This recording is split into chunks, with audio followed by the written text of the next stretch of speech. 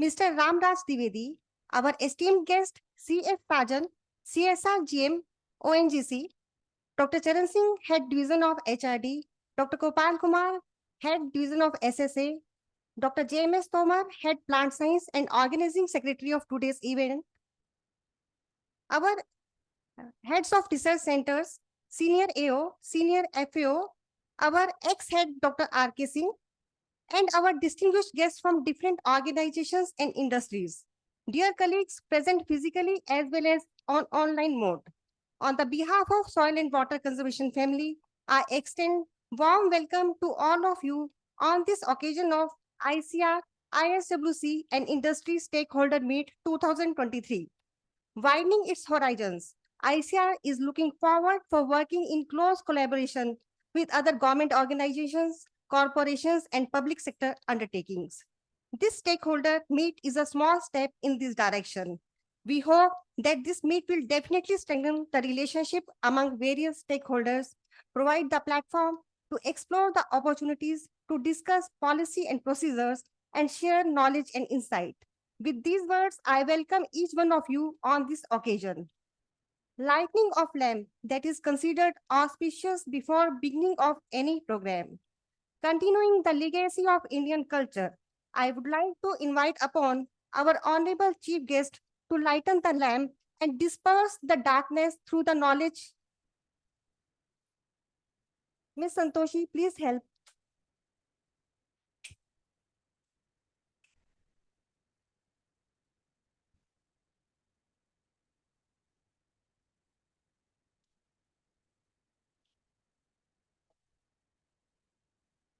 Dr. Charan Singh, Dr. Gopal Kumar, Dr. R.K. Singh,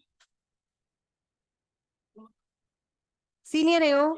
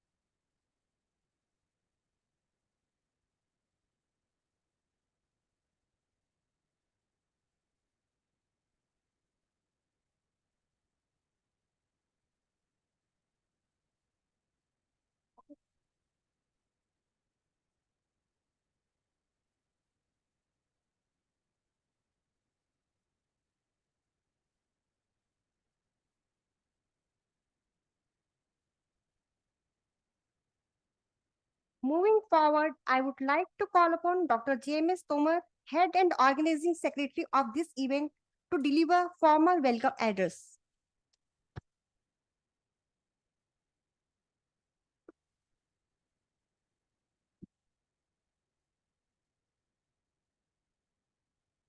Thank you, madam. Respected delegates, welcome to the ICAR-IISWC and Industry Stakeholder Meet. Today's chief guest, respected Sri R. Divedi Saab, our Honorable Director, Dr. Madhu Sir, heads from headquarters and research center of this institute, and all my dear colleagues participating offline and online. I would like to welcome all the delegates, participants, comprising of distinguished companies, banks, corporations who are joining us with different parts of the country for this noble cause. Friends, today we all are gathered here at this forum to foster collaboration and formulation strategy for showcasing our potential with the support of our partner from industry and the private sector. I would like to inform you that our institute has 9 centers all over the country carrying out research and development covering various fields of such as management of land and water resources, rehabilitation of degraded land, development of location-specific technologies following watershed approach. Sir, our institute has expertise in developing technologies ranging from domains including quality planting material of horticulture, forestry, medicinal and aromatic plants, including bamboo and mushroom cultivation, and other income generating activity through high-tech farming techniques.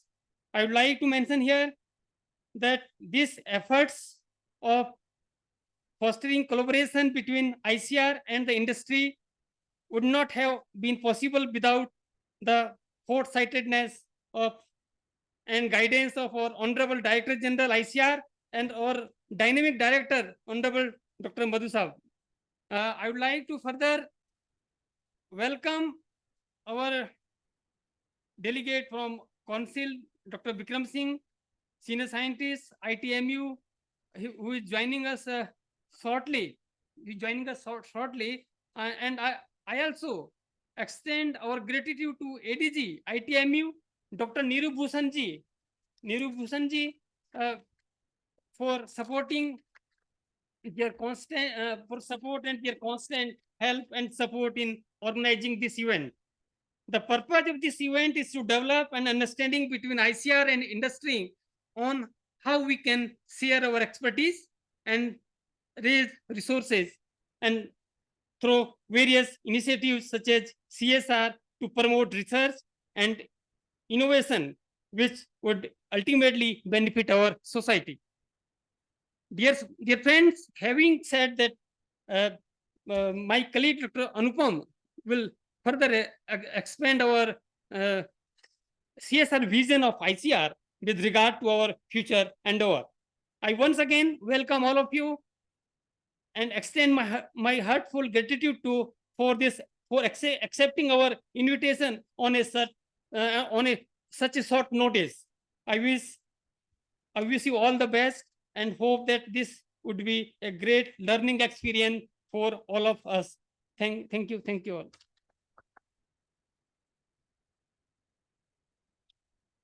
Now I would like to request Mr. J. Kishan to play ICR song.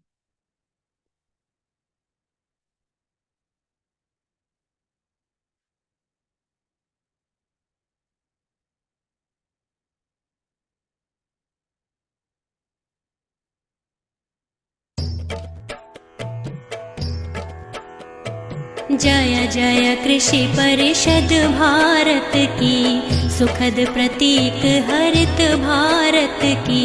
कृषि धन पशुधन मानव जीवन, दुग्ध मत्स्य फल यंत्र सुवर्धन। वैज्ञानिक विधि नव तकनीके, पारिस्थितिकी का संरक्षण। शस्य श्यामला छवि भारत की, जय जय कृषि परिषद भारत की। हिम प्रदेश से सागर तट तक, मरुधरती से पूर्वोत्तर तक।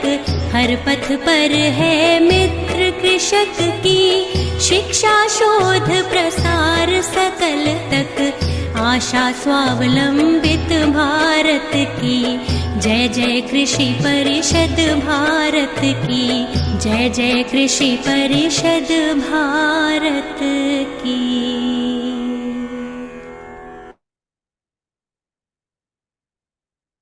I would like to request our director, Dr. M.M. Madhu, to welcome our chief guest by giving the plant.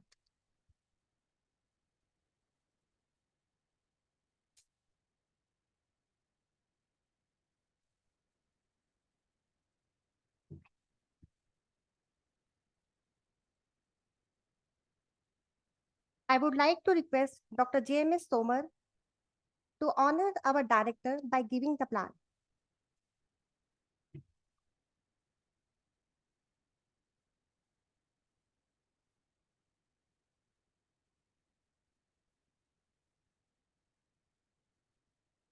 I would like to invite our Honorable Director, Dr. M.M. Madhu, to present introductory remarks about the program.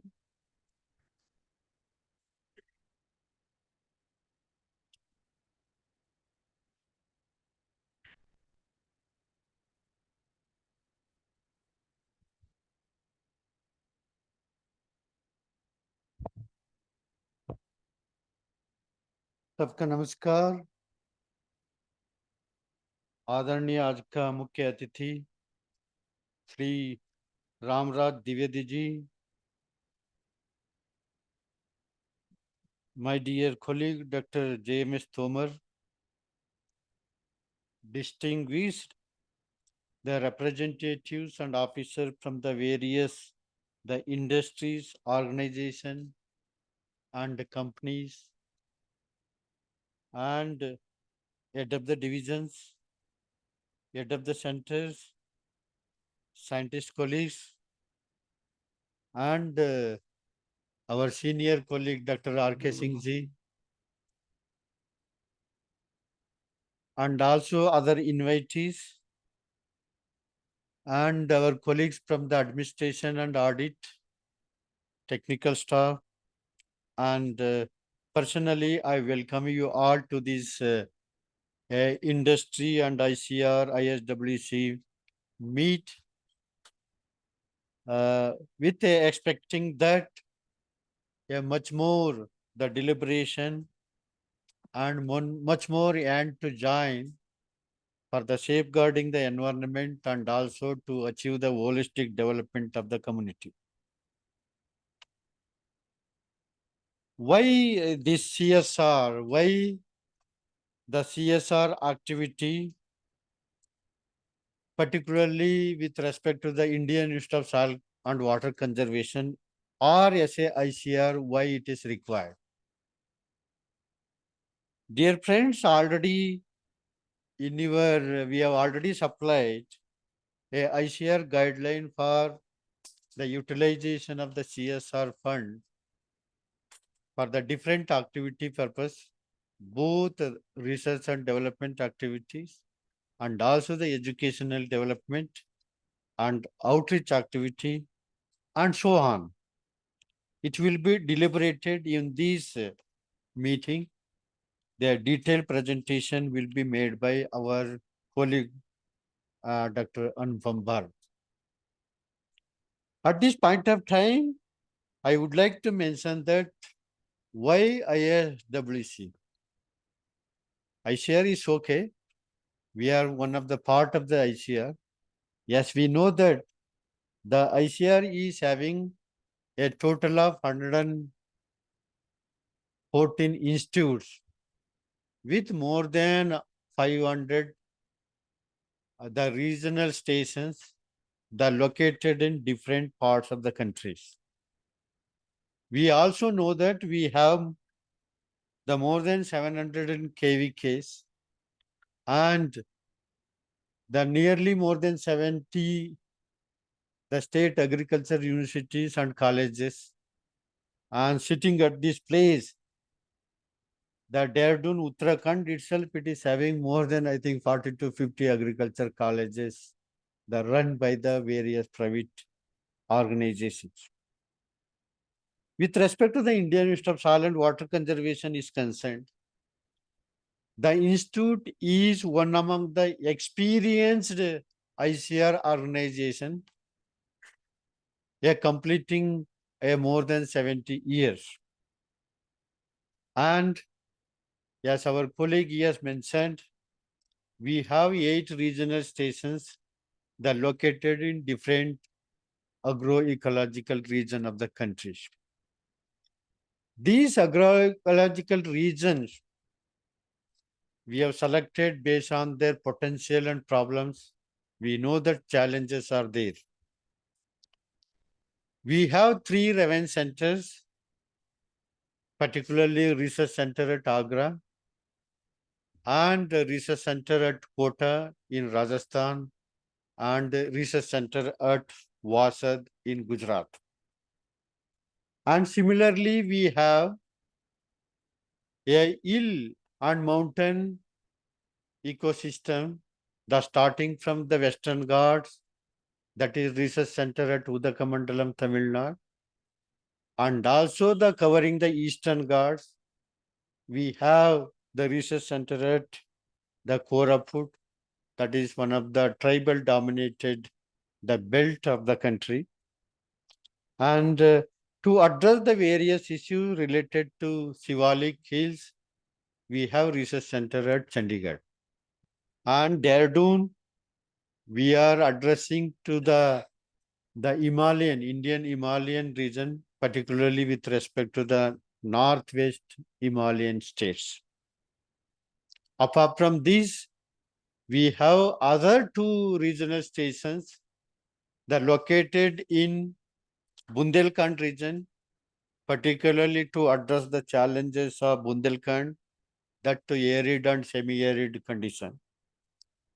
And one of the oldest research centers at Ballari, the addressing the problem related to the semi-arid condition, the specialized in black cotton soils.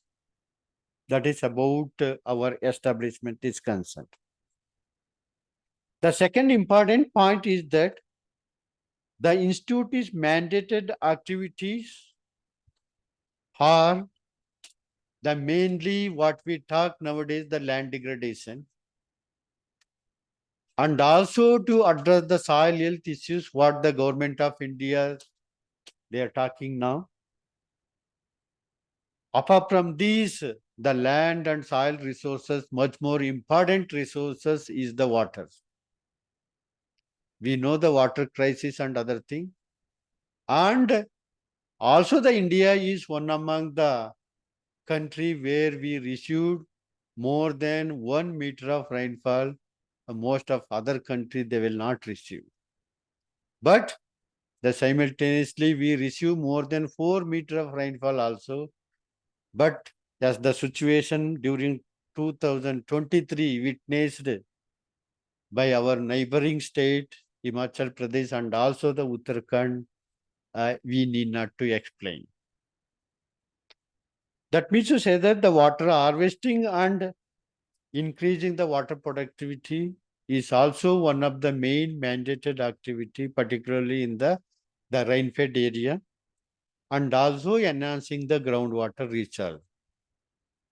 The third important aspect we are working on greenery. That means we also work on the trees and plants, the greening the environment, and also the maintaining the clean air and environment. That is the third. The fourth important aspect is that we also work on the women resource development and the capacity building of various stakeholders. The stakeholders starting from the farmers are the main. The secondly, the students. And thirdly, the various in-service officers. And also the officers and some of the stakeholders from the not only the country and also from the other countries, particularly the African countries. And the fifth important, the mandate is that we are working and directly connected with the community. Where many other institutes, they have not been connected, but we are directly connected to the community, and also the approach of participatory integrated watershed management, it is derived from the institute. That means to say that we take into the account of the people opinion and also their needs, and also we involve in their implementation process and also the maintenance process. In that way, the sustainability of the project will be much more. And the sixth important, the mandated activity is that we also undertake some of the outreach activity in the form of demonstrations and other things. Yes, I am happy to announce that we have developed more than 48 the model watersheds across the different states, representing different agroecological region. Based on that, some of the policy guidelines also have been derived and adopted by the government of India under various watershed guidelines developed by the government of India. And also we are also guiding the preparation of detailed project report for the various states apart from the implementation processes. And the much more, the third main important aspect of the institute is that the institute is, we have a dedicated, a multidisciplinary team of scientists and technicals, which may not get in other organizations. Even we have a fisheries scientist, we have social scientists, we have scientists related to the soil, we have scientists related to the water conservation engineers, environmental scientists, agronomists, and so on, economists, to quantify the various impacts and other things. That means to say that we have 8 to 10 disciplined scientists. That makes the much more project is much more versatile and the holistic to address the issues. The fourth important parameter is that we undertake both the outreach activity and R&D activities, thus which are strongly scientific based and community oriented and community participated with the greater holistic developmental approach. And most of the cases, the impact either in terms of watershed or the impact in terms of as an individual model is concerned, it quite impressive, and some of the thing it is being adopted by the state departments. And the lastly, we have directly linked to the present agenda of global scenario. That is the climate change mitigation and adaptation, or climate change agenda, whatever the global level it is being discussed. And secondly, we talk about the land degradation neutrality. Both UNCCD they talk, and also the government of India they talk, and Honorable Prime Minister also focuses. And directly or indirectly, we have covered all the 17 the sustainable developmental goals. Of course, some of the developmental goal we have addressed very strongly, and some are interlinked activities. That means to say that from the local to the global, whatever the challenges and issues are there, that we are addressing. In that context, the Indian Institute of Soil and Water Conservation is one among the ICAR Institute, is the dedicated to the whatever the activities that covered under CSR by various the industry partners or organizations. In that context, we are one among the potential institute where you can join with the developmental activity so that we can benefit it to the larger scale, and also the simultaneously work the climate related aspect, and also the simultaneously the local related challenges and the national related challenges and the global related challenges. With this, I once again, on behalf of the Institute, on behalf of the Indian Council of Agriculture Research, on behalf of my scientist colleagues, I welcome you all to this institute and also to this meeting. This may be the first beginning to understand ourselves, the strengths and weaknesses, and wherever it is possible, we are having a strong network and collaboration to join hands with. Not only at Dehradun, I am talking, we have also having 8 regional stations, and my head of the centers and other scientist colleagues already they joined online. You have network. You have your institute and organization, you have in a network mode. Definitely we are in a position to join not only at Uttarakhand, we can also join at Rajasthan or Uttar Pradesh or Punjab, Haryana or Tamil Nadu, Kerala and so on. That means to say that we are representing a large part of the states. And in addition to that, not only our institute regional station, we are also ready to join with other the systems concern of ICAR organization where we are not dealing with. Particularly we talk about the animal husbandry part, the horticulture part, and also the fisheries components and other things, or wherever they have the strong, the linkages and the strength, we can have the collaboration with the other institutes.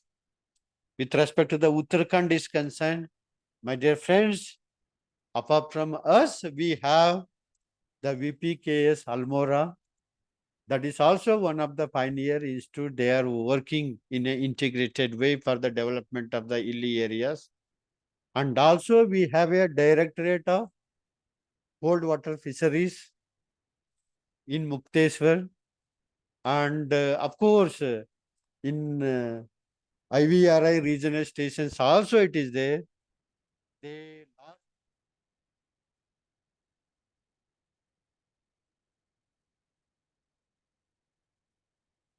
hands with IVR regional station in Mukteswar. Like that, we have another two Central Institute for Tropical Horticulture also, temperate horticulture also it is there in that region, so that wherever it, whomsoever interested with respect to the temperate horticulture, and the main institute it is there in Srinagar, and we can have a collaborative R&D activity or outreach activity within Uttarakhand itself.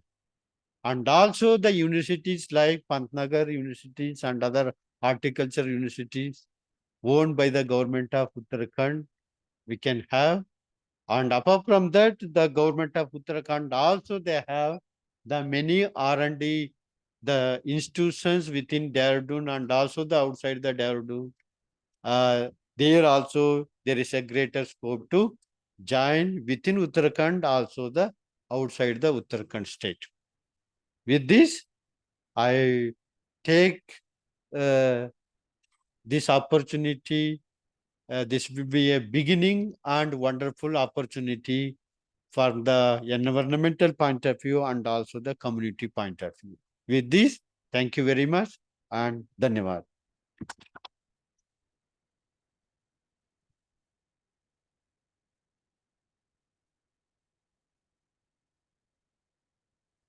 Thank you, sir, for your introductory remarks. Now, I would like to invite our chief guest, CGM ONGC, to enlighten us with his in-depth knowledge and wealth of experience. Sir, please.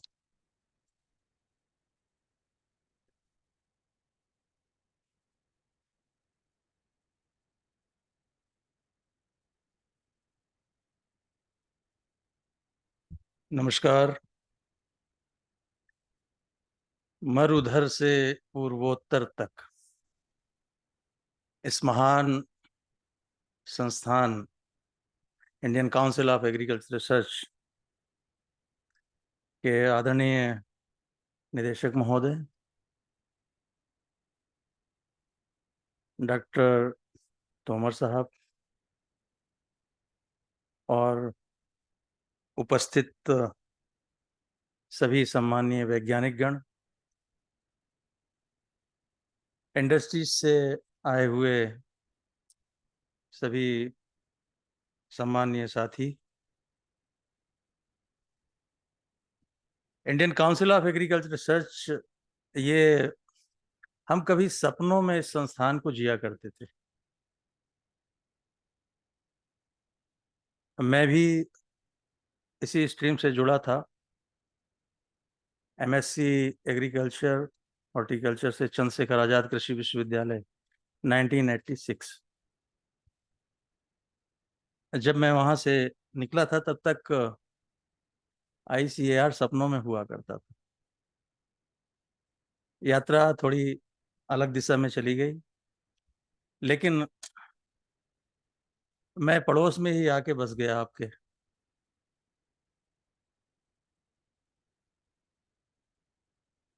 इतने बड़े संस्थान का जो उत्तरदायित्व है वो भी बृहद है, जहाँ सैकड़ों इंस्टीट्यूट्स, रीजनल सेंटर्स और जैसा कि अभी बताया 500 से अधिक रिसर्च सेंटर्स और 700 से अधिक कृषि विकास केंद्र KVKs, एक बहुत ही बड़े स्तर पर कृषि प्रधान देश भारत की जो अर्थव्यवस्था है उसमें एक महत्वपूर्ण योगदान। लैब टू लैंड एक प्रोग्राम बहुत पहले चला करता था, बड़ा ही लोकप्रिय कार्यक्रम था, और जैसे जैसे समय बदलता रहा, आपके इस संस्थान के महान वैज्ञानिकों ने जो भी जरूरत थी कृषि की उसको पूरा करते रहे। आज जिस हेतु हम सब लोग यहाँ इकट्ठे हुए हैं, CSR वास्तव में इस समय एक बहुत बड़ा चैलेंज बन गया है। बात यह होती है कि सामाजिक निगमित दायित्व उस दिशा में होना चाहिए जिससे अधिक से अधिक समाज का कल्याण हो, लेकिन जिस तरह के प्रपोजल्स आते हैं, कई बार उनमें ये तय कर पाना बड़ा मुश्किल होता है कि वास्तव में इस प्रपोजल की सस्टेनेबिलिटी कितनी है, कैसी है। और चूंकि जब हम ONGC में CSR विभाग से संबंध रखते हैं, CSR के प्रोजेक्ट्स डील कर रहे हैं, तो हमारे लिए भी एक बहुत बड़ी चुनौती है कि जो फेक प्रोजेक्ट्स हैं उनको कैसे वीड आउट किया जाए। उसके साथ साथ एक जो नाना प्रकार के दबाव हैं वो भी कहीं ना कहीं उनको भी हम एक चैलेंज के रूप में लेते हैं। परंतु जैसा कहा गया है कि यदि आपको चिड़ियों को दाना डालना हो तो आप ये इंश्योर नहीं कर पाएंगे कि उसमें कौवे भी आकर के ना खा जाएं, परंतु वो ना खा पाए इसके लिए एक ही रास्ता बचता है, दाना डालना बंद कर दिया जाए। सो उद्देश्य जो है भटक जाएगा। हमारे लिए बहुत खुशी की बात है कि अभी कुछ दिन पहले चर्चा हुई थी डॉक्टर तोमर साहब से, और हमने स्वागत किया कि अगर आपके संस्थान से इस तरह के कुछ प्रस्ताव CSR के माध्यम से हमें मिलें तो ये न सिर्फ हमारे लिए सौभाग्य का विषय होगा बल्कि हमारी बहुत बड़ी समस्याएं भी हल होती रहेंगी। क्योंकि मशरूम कल्टीवेशन को लेकर के हो या बकरी पालन हो या भेड़ पालन हो, कुछ एक आध प्रस्ताव बहुत पहले किए गए थे बकरियों के लिए, वो अगली सर्दियों में पार्टी बन गई सब। तो अब ये एक ऐसा विषय है कि जिसपे इसके एक्सपेंडिचर को 100% सही रास्ते में इंश्योर कर पाना हमारा पार्ट टाइम काम है CSR, क्योंकि हम दरअसल हमारी कोर एक्टिविटीज तो बिल्कुल ही अलग हैं। तो ऐसे में ना तो इतना ज़्यादा मैन पावर होता है हमारे पास कि हम दूर दराज पहाड़ों में और डिफिकल्ट टेरेन्स में जा कर के इन सब चीज़ों को देख सकें। अंततोगत्वा जो बात निकल के आती है वो एक विश्वास की होती है, और जहाँ दृढ़ विश्वास हो वहां काम करना काफी आसान हो जाता है। संभावनाएं इस क्षेत्र में अनंत हैं। और जैसा कि समाज की दिशा जो अब आज के युग में, आज के समय में जो निर्धारित हो रखी है, वो है क्रिएशन ऑफ वेल्थ। सारा समाज, सारी कायनात इसी दिशा में चल पड़ी है। इसको एथिक्स की दृष्टि से यदि ना देखा जाए तो आज के युग में सबकी मजबूरी है कि धन कैसे भी करके कमाना है। परंतु यदि स्रोत पवित्र रहें, स्वच्छ रहें, सुंदर रहें, तो आने वाले जो धन का स्वरूप है वो भी निर्मल रहेगा, अच्छे काम होंगे उससे। और स्वरूपों की भिन्नता तो स्वाभाविक रूप से, जब अच्छे रास्ते बंद हो जाएंगे तो बुरे रास्ते अपने आप खुल जाएंगे। या कि जैसे कहते हैं कि एक लाइन के नीचे बड़ी लाइन खींचनी पड़ती है, तो या तो हम इसको यूं समझें कि अच्छे रास्तों का विकास किया जाए, तेजी से खोले जाएं, तो शायद बुरे रास्ते बंद हो जाएंगे। एक ही बात है। सदियों से नहीं, युगों से कृषि मानवता के मूल में बसती रही। इससे अच्छा दूसरा कोई मार्ग कभी शायद समझा ही नहीं गया। आज भले ही थोड़ा सा समाज दूसरी दिशाओं में, पलायन एक बहुत बड़ी समस्या है पहाड़ों में। और पलायन कहीं से भी हो, पलायन में सबसे पहले अपनी धरती छूटती है, कृषि भूमि छूटती है, और सारा जो विषाद है वहीं से उत्पन्न हो जाता है। तो ये सही मायनों में, सही अर्थों में, अगर पहाड़ के संबंध में हम, हिमालयन रीजन में आपका ये केंद्र है, हिमालयन रीजन की अगर बात करें तो यहाँ अनंत संभावनाएं हैं। मैं अभी कुछ वर्षों पूर्व पूर्वोत्तर के आसाम में पोस्टेड था। तब मेरे जो डायरेक्टर ह्यूमन रिसोर्स यहाँ दिल्ली में बैठते हैं, वो अभी तो रिटायर हो गए।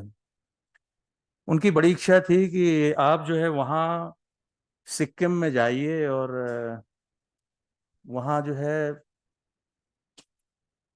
आर्किड कल्टीवेशन के बारे में कुछ पता करिए, और क्या उसको यहाँ हिमालयन रीजन में रेप्लिकेट किया जा सकता है। तब मैं एक दो बार गैंगटॉक गया था। मेरे एक क्लासमेट ही थे वहाँ, additional director agriculture, government of Assam में। उनसे मिलकर के कुछ प्रस्ताव वहाँ से तैयार करवाए थे कि किस तरह से, किस दिशा में कैसे आगे बढ़ा जा सकता है। और बाद में जो आपका इंडियन बॉटनिकल रिसर्च इंस्टीट्यूट है लखनऊ, वहाँ भी मैं एक दो बार गया था, पर किसी वजह से वो सफल नहीं हो पाया प्रोजेक्ट। यद्यपि दोनों जगह ये कहा गया था कि ये प्रपोजल सस्टेनेबल है, ये थोड़ा सा दोनों तरह से इसको अपर हिमालयन रीजन में भी और लोअर हिमालयन रीजन में इसका प्रयोग किया जा सकता है। आर्किड, जैसा कि हम जानते हैं, बड़ा बाजार भाव उसका बहुत अच्छा मिलता है। मेरे एक सहयोगी अभी कुछ एक दो वर्ष पहले रिटायर हुए हैं ओएनजीसी से, और उन्होंने एक बहुत सुंदर रिसोर्स सेंटर यहीं बनाया है देहरादून में, सहसपुर के आगे। उन्होंने मियाजाकी आम की भी कुछ प्रजातियां यहाँ डेवलप की हैं। बाकायदा वो उन्होंने बताया कि वो प्रोडक्ट भी आने लगा उसका। मियाजाकी आम के बारे में हम सब जानते हैं, कुछ 2.5-3 लाख रुपए किलो उसका इंटरनेशनल मार्केट रेट है। भगवान जाने इतना महंगा आम कौन खाता होगा। लेकिन बात घूम करके वहीं पहुंच जाती है, क्रिएशन ऑफ वेल्थ। अगर तो जो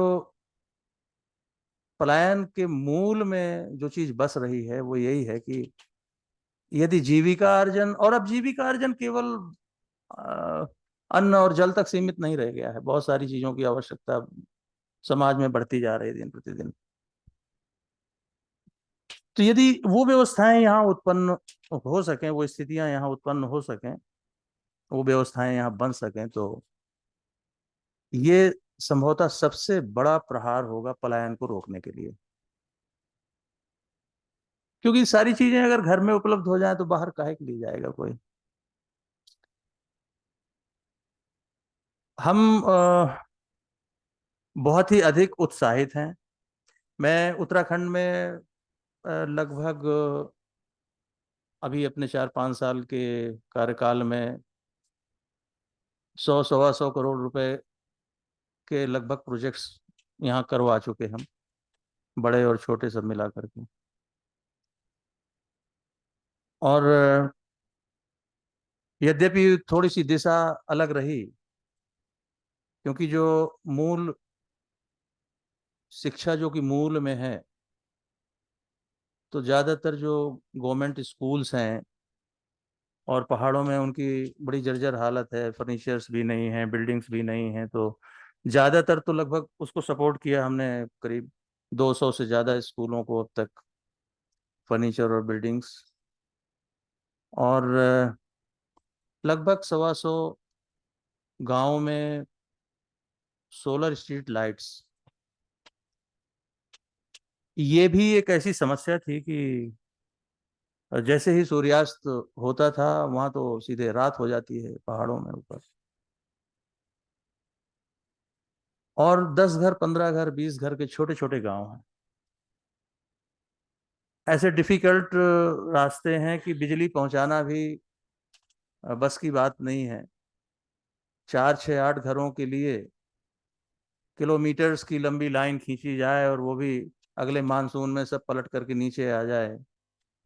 तो ऐसी स्थिति में ये जो सोलर लाइट्स हैं इनका काफ़ी अच्छा ये प्रयोग किया गया है। शाम होने के बाद उन लोगों की सीधे रात हो जाती थी, क्योंकि अगर घर के बाहर बैठ रहे हैं, बच्चे खेल रहे हैं, तो तेंदुआ उठाए लिए जा रहा है। एक माँ रोटी बना रही है, छोटी सी बच्ची बगल में खेल रही है, अंधेरा है, अंधेरे का लाभ उठा करके ये जानवर छोटे से बच्चे को उठा के लिए जा रहा है। इसको अगर संवेदनाओं की दृष्टि से देखें तो ये इतना अधिक है, इस सोच पाना भी इतना मुश्किल है इस चीज को, कि गृहिणी खाना बनाते हुए बच्चे को खो रही है अपनी आंखों के सामने। इस लाइट का एक ये बहुत बड़ा फर्क हमें देखने में मिला कि जो उनकी जो जीवन शैली है उसमें भी परिवर्तन आया। अब उनके यहाँ शाम भी होती है और थोड़ी सी रात भी होती है, और उस प्रकाश के डर से या उस वजह से जानवर भी नहीं आ रहे हैं। अगर कुछ है भी तो दिखाई दे जा रहा है दूर से। तो इन दिशाओं में थोड़ा हमने पहल की है, और स्वास्थ्य जो एक बड़ी चुनौती रही है उसके लिए भी कुछ बड़े काम ओएनजीसी ने यहाँ पे, जैसे कि हेली सर्विस अभी शुरू होने जा रही है, इसके साथ ड्रोन से दवाइयाँ ऊपर पहाड़ों में भेजना, वहाँ से सैंपल मंगवा करके, तो इसमें एम्स हमारे साथ में सहयोग कर रहे हैं। आज शायद ये एक बड़ा अच्छा जुड़ाव है कि एम्स के साथ साथ आईसीआर भी, उनसे भी हमें जुड़ने का सौभाग्य मिल रहा है। और जो शिक्षा स्वास्थ्य के बाद अगला जो डायमेंशन है इसका, कृषि और कृषि आधारित जो भी व्यवस्थाएं हैं जिनसे न केवल पलायन रुके, बल्कि यहाँ जो जीवन की आवश्यकताएं हैं उसके लिए जो धन अर्जन की ज़रूरतें हैं वो यहीं पूरी हो सकें उनकी। तो मैं इस अवसर पर और कुछ अधिक ना कहते हुए केवल इतना और इसमें जोड़ना चाहूँगा कि मेरी सेवानिवृत्ति अब से 2 दिन बाद है, और और इसीलिए मैं अपने सहयोगी जो मेरे बाद टेक ओवर करने वाले हैं, मिस्टर चंदन, जनरल मैनेजर CSR, वो बैठे हुए हैं आपके सामने। मैं इनसे अनुरोध करके इनको इसीलिए लेकर के आया हूँ कि इनकी बाहें आपको पकड़ाए जाऊं जाने से पहले। तो मेरी बहुत बहुत शुभकामनाएं हैं आपके इस कार्यक्रम की सफलता के लिए भी, और जो आगे जो भी प्रस्ताव आप हमें देंगे वो हम सहर्ष उसमें जो भी कर सकेंगे करने का पूरा प्रयास करेंगे। धन्यवाद।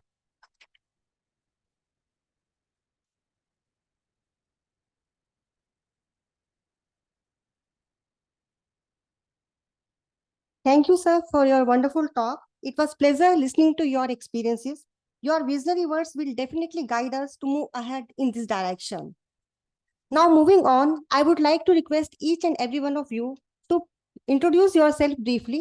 We can start from the dais. Dr. JMS Tomar. Thank you, madam. Myself, I am Dr. Jagmohan Singh Tomar, heading Plant Science Division. Thank you.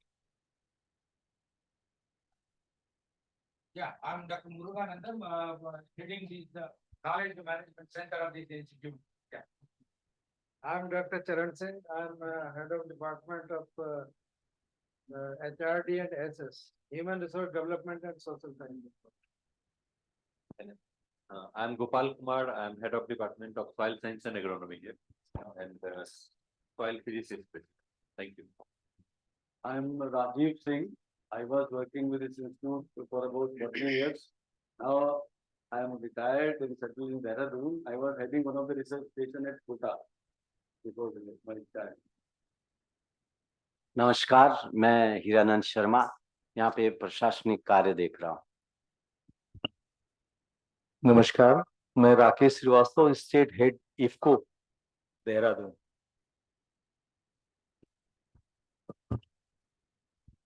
नमस्कार, मैं विनोद कुमार जोशी, क्षेत्रीय अधिकारी इफको देहरादून।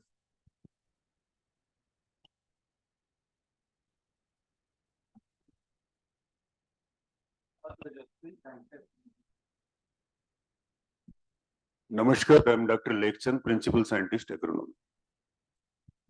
सभी को नमस्कार, मैं राजेश कौशल और मैं यहाँ पे जो है प्रिंसिपल साइंटिस्ट फॉरेस्ट्री के पद पर कार्यरत हूँ। Shimali, senior scientist working with division. I am Sadiqul Islam, scientist, agricultural statistics in this institute. नमस्कार, मैं मातवर Singh, senior scientist. Good morning, sir. Myself Indu Rawat. I am working as senior scientist. नमस्कार sir, मेरा नाम पदम सिंह है, मैं याशिका हर्बल एग्रोटेक से। नमस्कार जी, मैं अतुल गोयल, एंटरप्रेन्योर हूँ, एसेंशियल मैन्युफैक्चरर हूँ और वेस्टलैंड पे फार्मिंग कर रहा हूँ आजकल। नमस्कार, मैं संजीव शर्मा, अनमोल पॉलीमर्स प्राइवेट लिमिटेड से हूँ। हम लोग केमिकल्स बनाते थे अपने इंडस्ट्री के लिए, इसके अलावा हम एग्रीकल्चर एक्टिविटीज में भी काम करते हैं।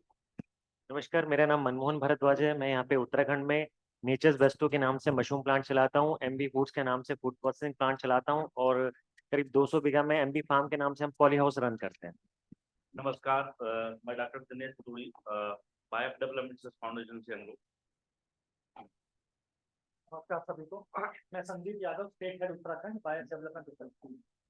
नमस्कार, मैं शशांक शुक्ला, ITC लिमिटेड, बिम्को सीडलिंग्स। हम लोग क्वालिटी प्लांट मटेरियल, पॉपुलर और यूकेलिप्टस एंड अदर चीज में deal.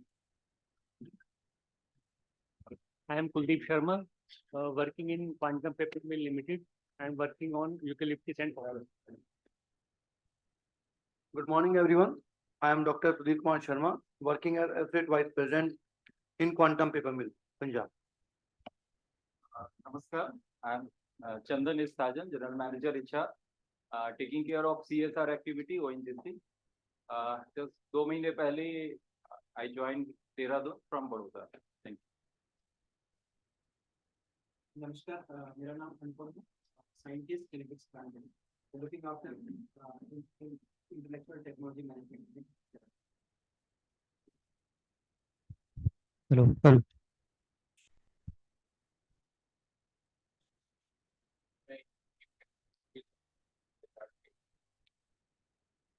Hello. Hello. Hello.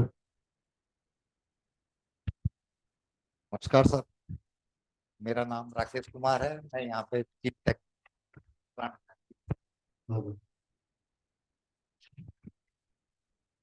Good morning, everyone. Myself, Dr. Uday Mondal, working in scientist, order specialty.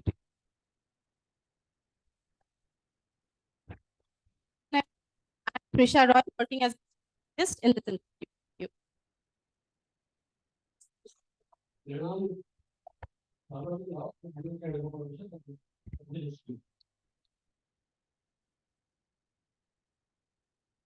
Now,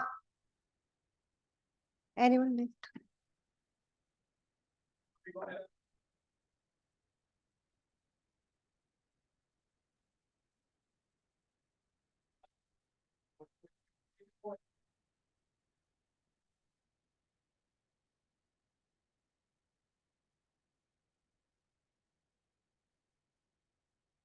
Now, I would like to request our colleagues from research centers who have joined the meet online to introduce themselves briefly. Our colleagues from the research centers. Good morning, all of you, sir. All of you, I am Dr. Our Ram. colleagues from Kota Center.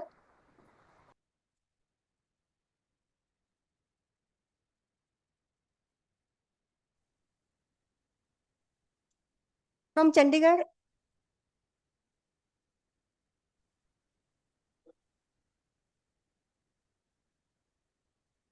Doctor Ram Prasad, principal scientist horticulture from regional centre Chandigarh से।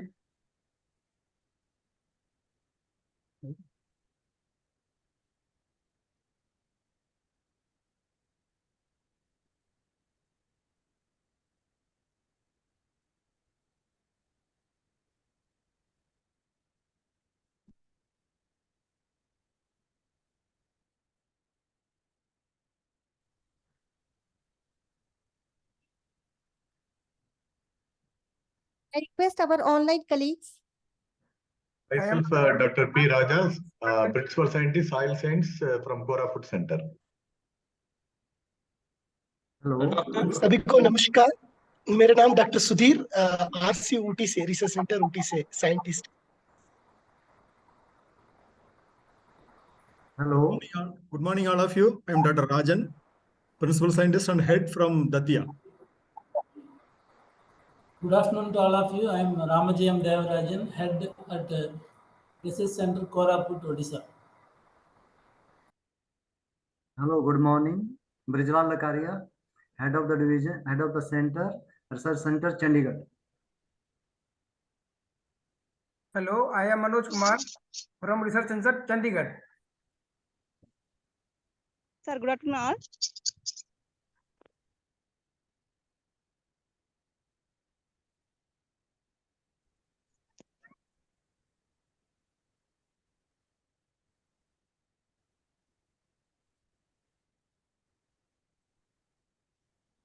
नमस्कार, मैं doctor MJ. कलेढोनकर, केंद्र प्रमुख, वासत, Gujarat.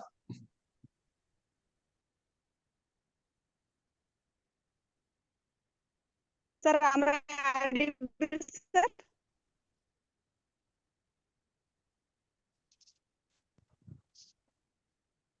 Good afternoon all. I am Dr. Prabhavati, acting head Bellary Center. Good morning, one and all. I am Dr. Darshan Kadam, scientist horticulture, posted at Research Center Datia, Madhya Pradesh. Good afternoon. I am Dr. Ravi Dupta, working as a senior scientist agriculture economics, RC Ballari. नमस्कार sir, myself OP Premi, Principal Scientist Agronomy, RC Chandigarh.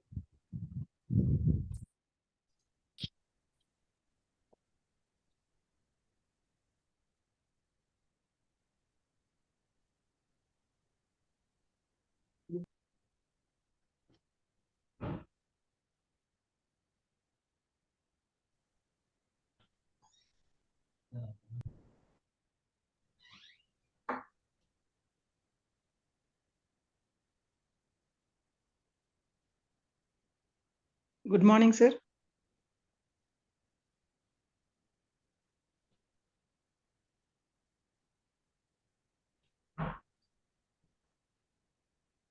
Good morning, sir. This is Dr. P. Sundarambal, Principal Scientist, ICAR-IISWC OT.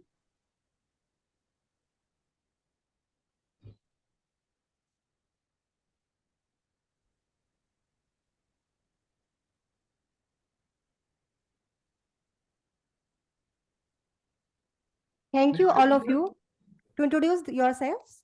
Now, I would like to request our Honorable Director, Dr. M.M. Madhu, to felicitate our guest by presenting the plant.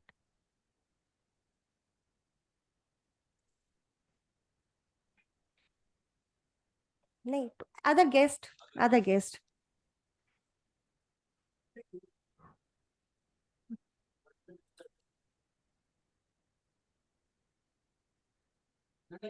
Sir, I request all of you to assemble in the ground for the photograph. Sir, museum visit by Dr. Charan Singh.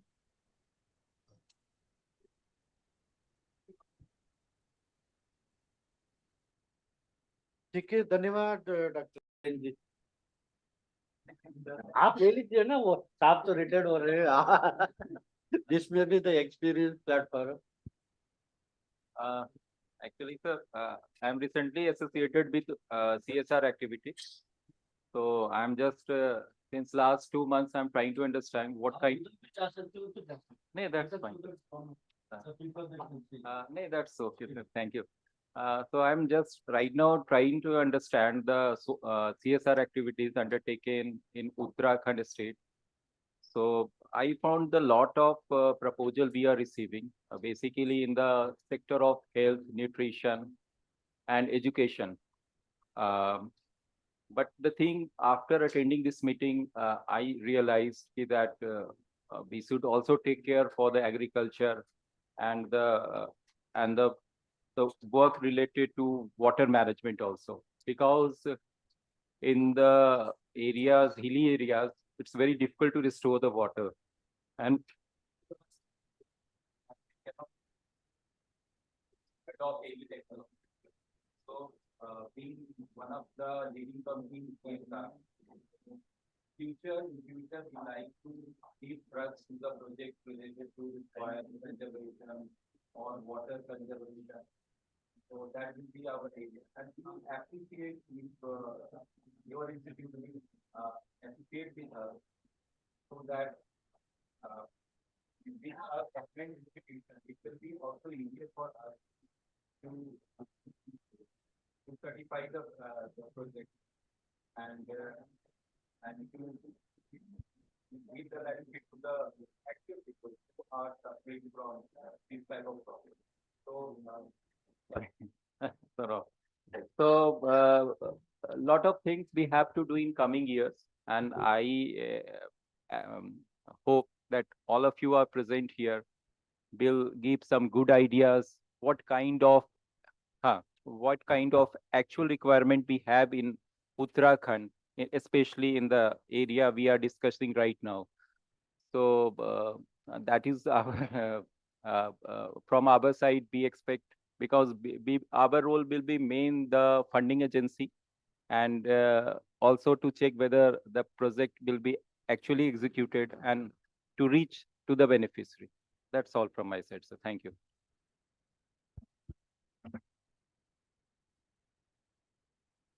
Good morning once again. Firstly, I would like to thank you, Dr. M. Madhuji, and the organizer of this meeting, Dr. J.M.S. Tomar, to provide us the opportunity to share what we are doing in the particular in the sense of industry perspective and the CSR activity. That is a must and first, I can say like that. Being industry, I can say that we are not a single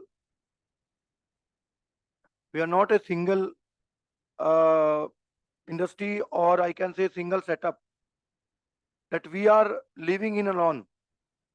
We are surrounded by the stakeholders, like the internal stakeholders and the external stakeholders.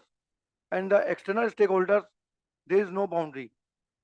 We are connected with the education centers. We are connected with the villagers, farmers, NGOs, government sectors, and many more.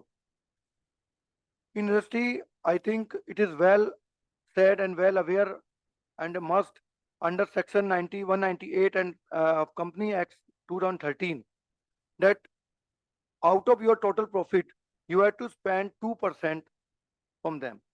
It means the industry, the progressive industries, particularly if I talk in the reference of paper industry, I have no doubt that we are the leading industry in Punjab and we are doing a good job in paper manufacturing. We manufacture variety of papers and we are using raw material as a wood and other agro commodity, and that is coming from the ultimately the farmer.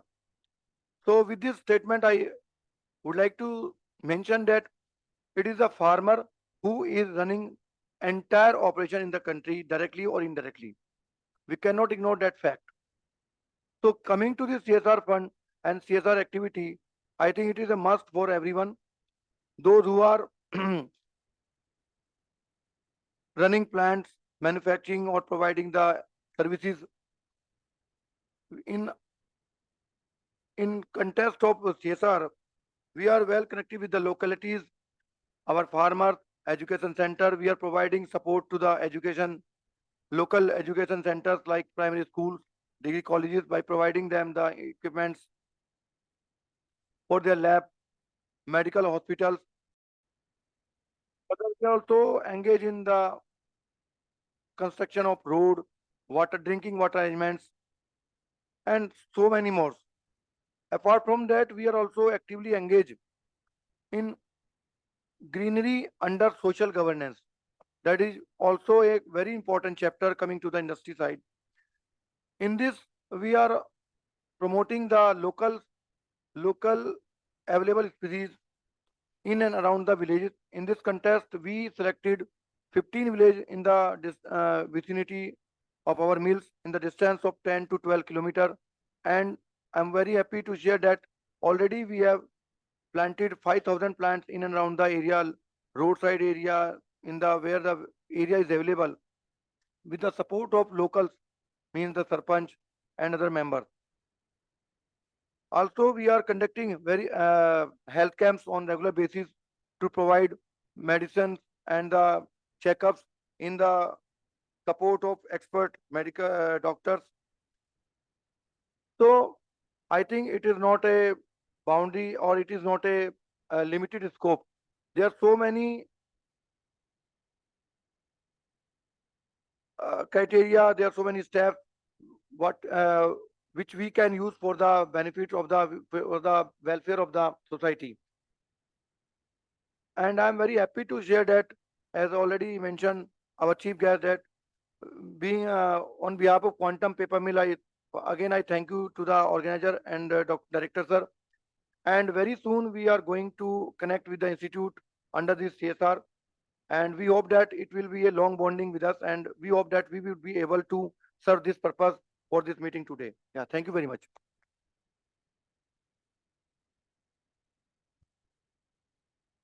नमस्कार, मैं Shashank Shukla, ITC limited बिम्को seedlings की तरफ। बिम्को seedlings आज से नहीं, लगभग 40 सालों से एग्रो फॉरेस्ट्री के क्षेत्र में क्रांति लाने वाली पहली संस्था थी।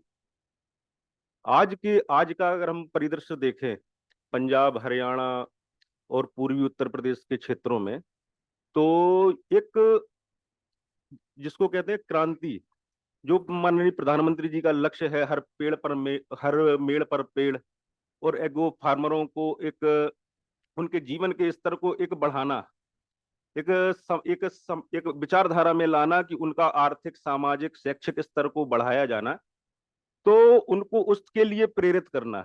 ये बिम्को निरंतर 40 सालों से, जब से बिम्को की नींव रखी गई है, जब से निरंतर करता जा रहा है।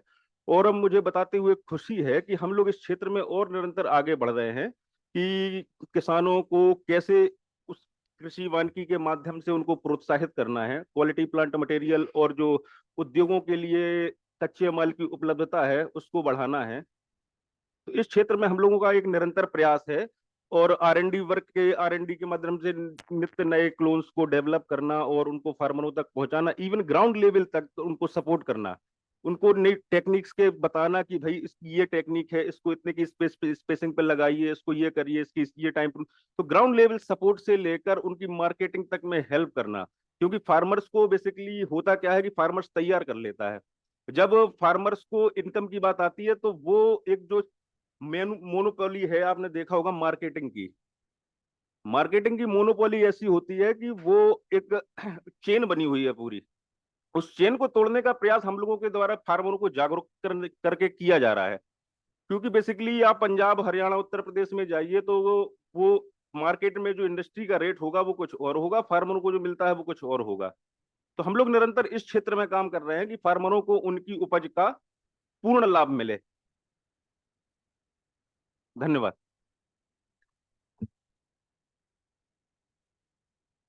नमस्कार सभी। सर मेरा एक प्रेजेंटेशन है, जस्ट अगर हो तो मैं प्ले कर लेता हूँ। तो सर मैं state head Uttarakhand for bio development research foundation. हमारी संस्था का फाउंडेशन 1967 में हुआ था। उस वक्त के राष्ट्रपति उस वक्त के राष्ट्रपति डॉक्टर जाकिर हुसैन के हाथों से जब संस्था का स्थापना हुआ, उस वक्त कोई बिल्डिंग या कोई हमारा प्रीमाइस या कोई हमारे स्टाफ नहीं थे। एक सोच था, एक हमारा हॉस्पिटल था और वहाँ से एक आइडिया था कि रूरल डेवलपमेंट करना है via livestock development. Mahatma Gandhi चाहते थे कि बायफ चरखा से काम करे, बट जो हमारे फाउंडर थे उनका कहना था चरखा शायद मेरे लिए रिवॉल्यूशनरी एक्टिविटी नहीं हो सकती है, जब मुझे कोई और आइडिया मिलेगा तब हम लोग उस हिसाब से काम करेंगे। उन्हें 19 साल लगा ये ढूंढने में।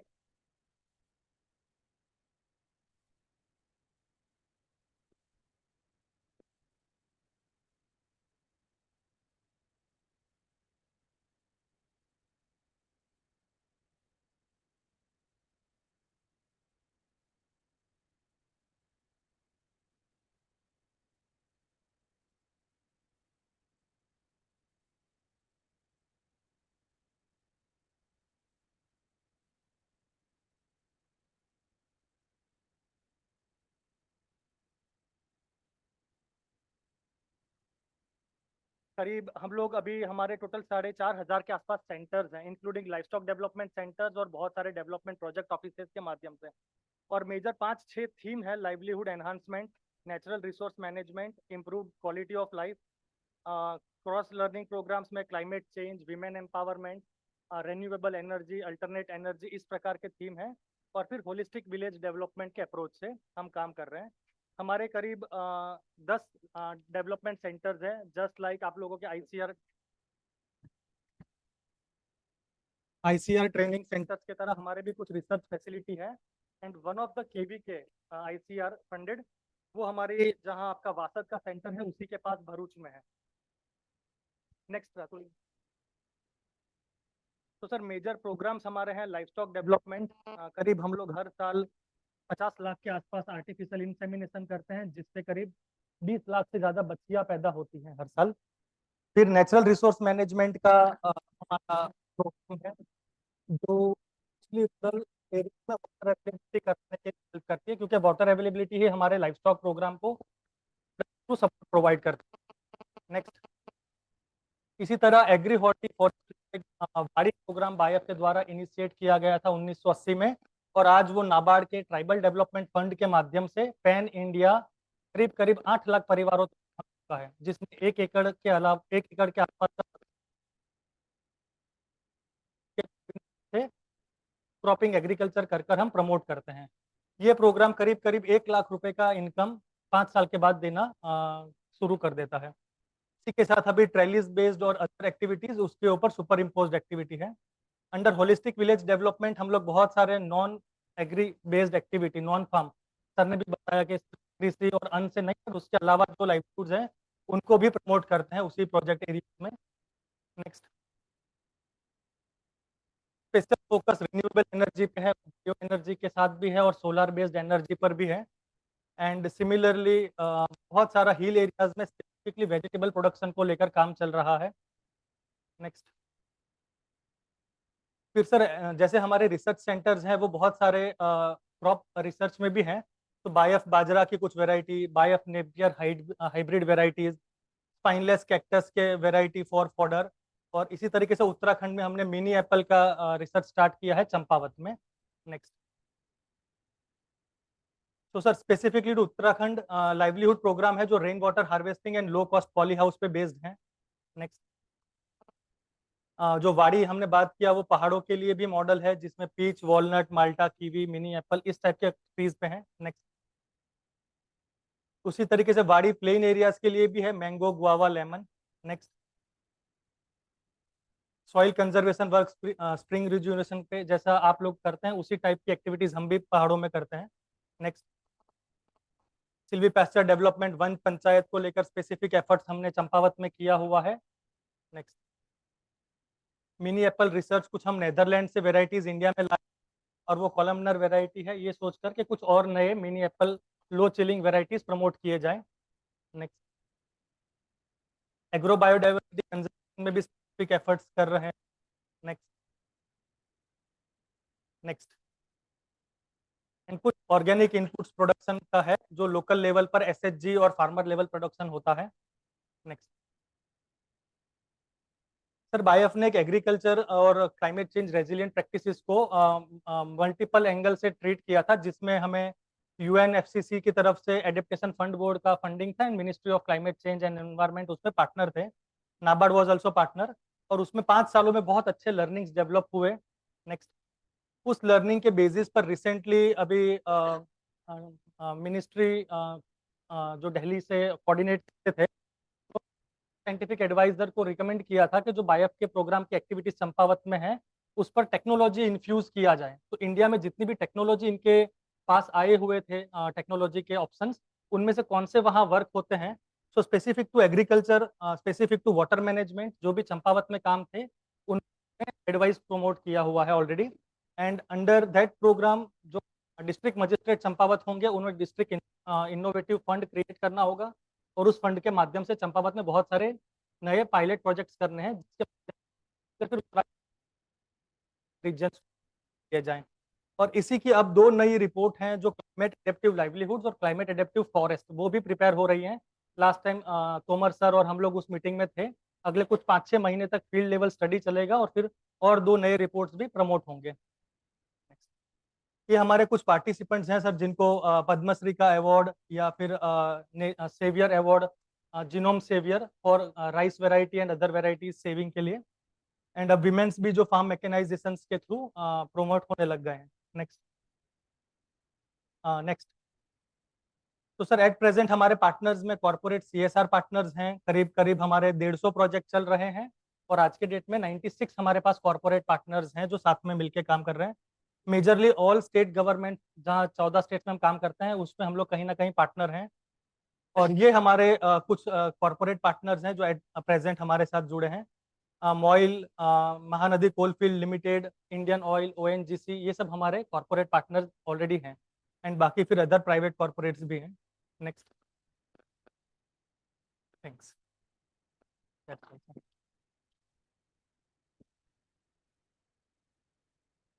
सर मैं हॉर्टिकल्चर, एग्रीकल्चर और फ्लोरिकल्चर एक्टिविटी से जुड़ा हुआ हूँ और मैं जो हमारा यहाँ पे उत्तराखंड की बात करें तो जो घाट क्षेत्र है, जो हरिद्वार एरिया है, उसमें हम काफ़ी अच्छे लेवल पे काम कर रहे हैं। मेरा मिशन है लोगों को जॉब जनरेट करना, उनके द्वार पे ही जॉब जनरेशन करना। तो अभी हम लोग फ्लोरिकल्चर में, हॉर्टिकल्चर में, मशरूम्स में काफ़ी काम कर रहे हैं सर। करीब 400-450 लोग मेरे पास डायरेक्ट हैं जिनको मैं ट्रेनिंग भी दे रहा हूँ। और अभी जैसे सीजनल भी मशरूम किया जाता है तो हम लोग गवर्नमेंट के साथ मिलकर भी और खुद भी हम लोग काफ़ी हट्स वगैरह लगा रहे हैं। उसके 2 पर्पज हैं, एक तो जॉब जनरेशन करना, हमें लगता है कि हमारा भी ईश्वर का पूजा करने का जो माध्यम है रूरल में जाके जॉब जनरेशन करना। तो मशरूम पे हम लोग काफ़ी काम कर रहे हैं, हम पॉली हाउस में भी हम लोग काफ़ी ट्रेनिंग वगैरह दे रहे हैं और हमें लगता है कि बहुत अच्छा स्कोप है। और जो जनरेशन जो नई आ रही है, हम कोशिश कर रहे हैं कि उसको सिखाएं, समझाएं कि वो जॉब जैसे भी बच्चा लेता है जॉब करने की कोशिश करता है, तो अब हम उसको बता रहे हैं, दिखा रहे हैं कि हमारे की भारत सरकार भी, उत्तराखंड सरकार भी चाह रही है कि हम जॉब ढूंढने वाले ना बने, जॉब देने वाले बने। अगर एक किसान एक झोपड़ी भी मशरूम की लगाता है, उसमें 1500-2000 बैग भी रखता है, तो कम से कम 5 से 6 लोगों को वो रोजगार दे पाता है। तो हम लोग कोशिश करें कि जितने एग्रीकल्चर वेस्ट है उनको वैल्यू एडिशंस डेवलप करें। जैसे यहाँ पे क्वांटम पेपर वाले भी आए हुए हैं, तो क्वांटम पेपर का जो ब्लैक लेकर निकलता है उसको ब्लैक सोडा कन्वर्ट करके ग्लास इंडस्ट्री में हम लोग लेके आए सर उसको। और विमको से भी हम लोग जुड़े, विमको में भी अभी प्लांटेशन में हम लोग काफी जा रहे हैं। तो हमारा विजन है कि हम लोग जितना एग्रीकल्चर वेस्ट है उसको कैसे वैल्यूएशन में करके, और सर ने जैसे बताया था कि एक अच्छे तरीके से पैसा जनरेट कर पाए, वही हमारा पर्पस है और उसी में हम लोग आगे बढ़ रहे हैं। हमें लगता है जितना जॉब जनरेशन करते हैं तो वो हमारा ईश्वर की पूजा करने का एक माध्यम है सर। सर संजीव शर्मा, अनमोल polymers private limited, Kalam, Himachal Pradesh से हूँ। हम लोग वहाँ पर केमिकल मैन्युफैक्चरिंग करते हैं पेपर इंडस्ट्री के लिए, और सीएसआर के अंडर हम लोग एक्टिविटीज़ करते रहते हैं। अभी पहले तो हम डिस्ट्रिक्ट सिरमौर में ही करते थे। इंटीरियर्स में जो विलेजेस हैं वहाँ पे जहाँ बच्चों के स्कूल्स की उनकी ज़रूरतें वो उनको पूरा करनी होती थी, वो हम करते हैं फ्री ऑफ कॉस्ट। उसके अलावा कोविड, अभी जैसे कोविड-9 आया था, कोविड के ड्यूरेशन में हमने सराहा डिस्ट्रिक्ट सिरमौर में जगह पड़ती है, वहाँ पे गवर्नमेंट हॉस्पिटल को एक ऑक्सीजन जनरेशन प्लांट दिया। यहाँ उत्तराखंड में बुग्गा एक्टिविटीज अपनी कर रहे हैं, तो वहाँ पे हमने अपने क्षेत्र में एक फ्री ऑफ कॉस्ट एम्बुलेंस चला रखी है। बाकी और लोगों को जो मदद की जरूरत रहती है वो फ्री ऑफ कॉस्ट करते रहते हैं। Thank you.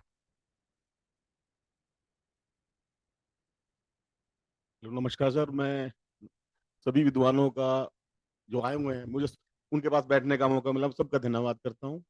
मैं एक छोटी सी इंडस्ट्री जेएमडी पॉलीमर से हूँ, किंग हमारे साथ बैठे हैं। मैं बेसिकली केमिकल मैन्युफैक्चरिंग से मैं बैकवर्ड इंटीग्रेशन की तरफ गया हूँ।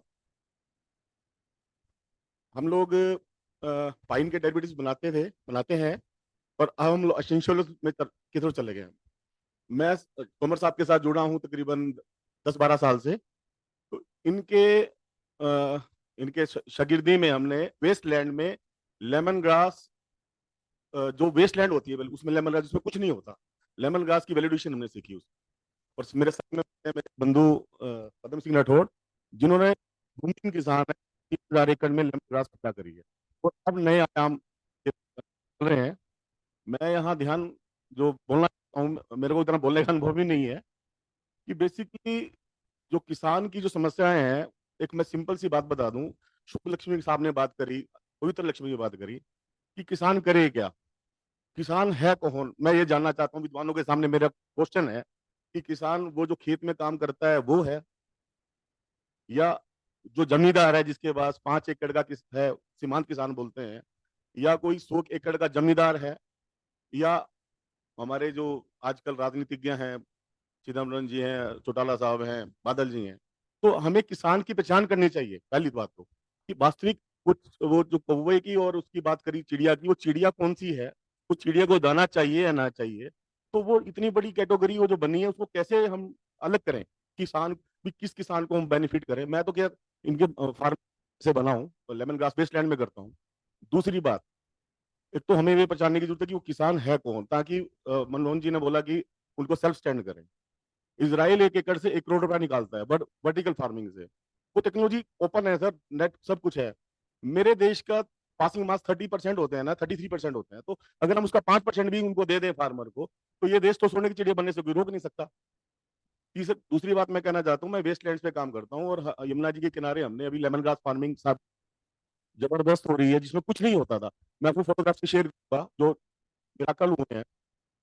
फिर बात है कि उसमें वेटिवर फार्मिंग की बात करता हूँ, सारा हमने प्रदूषण कर दिया है। वेटिवर अब हम और लगा रहे हैं यमुना जी के किनारे, जो पथरीली बोल्डर लैंड है, उसमें हर्षवर्धन काल का अगर हम इतिहास देखें तो राजकाट जो पार्ट चलते थे, तो उसकी जो वैल्यूडेशन होती थी, जो साहब मनमोहन जी बोल रहे थे, उस वैल्यूडेशन से वो राजकाट चलते थे।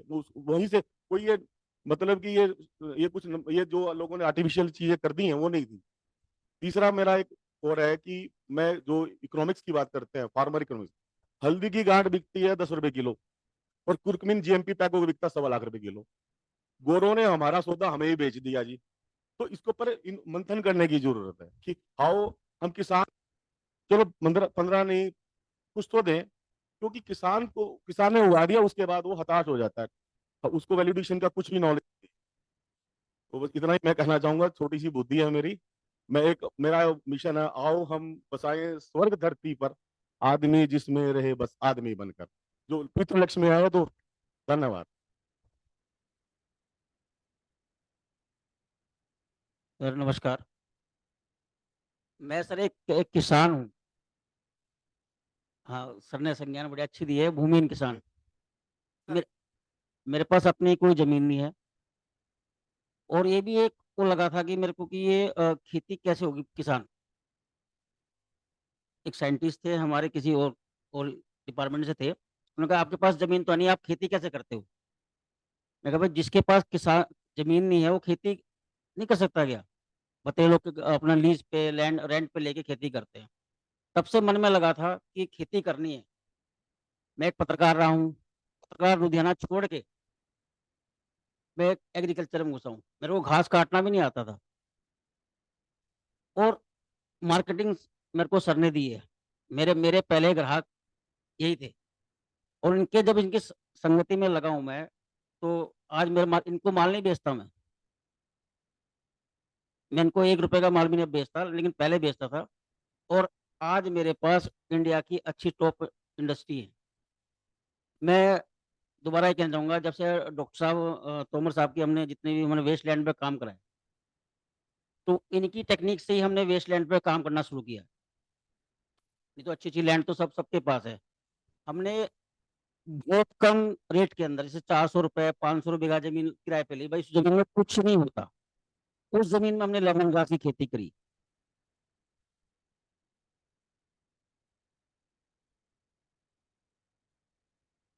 तो आज हमने उसकी खेती को इनकी टेक्नोलॉजी से हमने बहुत लार्ज स्केल पे काम किया, और आज भी हम कम से कम 3000 एकड़ में पूरे इंडिया में, ये भी कि मैं उत्तराखंड में नहीं, पूरे इंडिया में हम लोग खेती कर रहे हैं। हमारे से कम 1000 किसान हमारे साथ और जुड़े हुए हैं।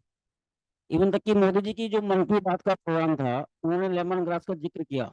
हमने झारखंड में एक संस्था है एनजीओ के माध्यम से, तो समूह बना के थे, उन महिलाओं को हमने लेमन ग्रास की खेती सिखाई। जो झारखंड में कुछ नहीं होता सर वहां से, लेकिन वहाँ के जो हॉर्टिकल्चर डायरेक्टर थे, भाई उस जमीन से चाहे 1 रुपया आ रहा तो आ रहा है, कुछ तो मिल रहा है।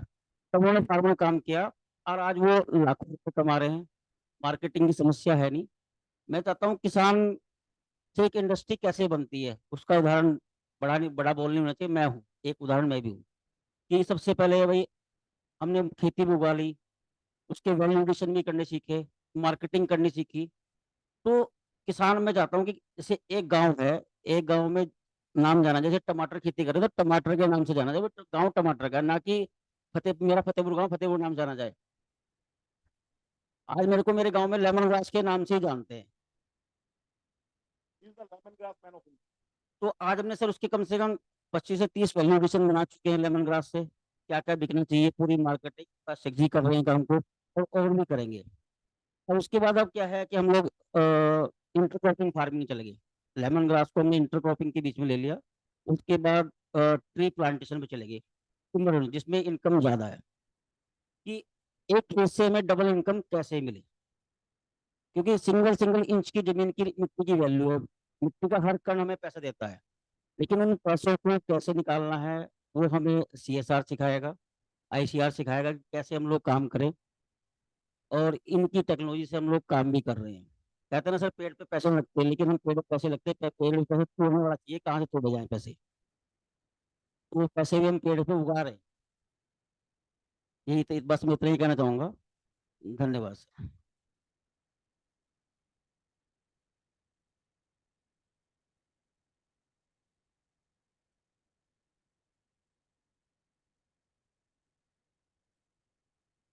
मैं गुरविंदर सिंह हूँ, देहरादून का रहने वाला हूँ। मैंने 20 साल तक आईटी में काम करा है। 2017-18 में मैंने वो अपना काम छोड़ के एग्रीकल्चर की तरफ आया हूँ मैं। तो 18 के बाद थोड़ा सा इसको सीखने में टाइम लगा, तो इतने में 2020 में कोरोना आ गया। तो कोरोना आ गया तो थोड़ी लैंड तो पहले से थी हमारे पास, तो समझ नहीं आ रहा था कि क्या करना है। तो फिर मैंने थोड़ा बैम्बू में रिसर्च करा, तो बैम्बू के मैंने सीड्स त्रिपुरा से मंगाए थे। तो जब मैं उस दौरान इसको उगा रहा था तो कौशल जी के संपर्क में आया। फिर मैंने वो अपनी नर्सरी घर पे रेस करी, क्योंकि बाहर तो जा नहीं सकते थे। फिर उसके बाद हमने उसको रेस करके 2020 में उसको हमने अपनी लैंड पे प्लांट कर दिए थे हमने। तो पहले हमने ड्रिप लाइन पे हमने उसको लगाया था, क्योंकि पानी की भी थोड़ी समस्या थी उधर। फिर बाद में हमने बोर लगा के, फिर ओपन फ्लड तो उसमें वेस्टेज ऑफ वाटर होता है काफ़ी, तो हमने अपनी जो प्लांटेशन है 1 हेक्टेयर की, उसके अंदर हमने 3 वैरायटी लगाई हैं, बैम्बूसा बैल्कोवा, बैम्बू टुल्डा और थोड़ा न्यूटन लगाया है। तो अब हम उसको ड्रिप लाइन से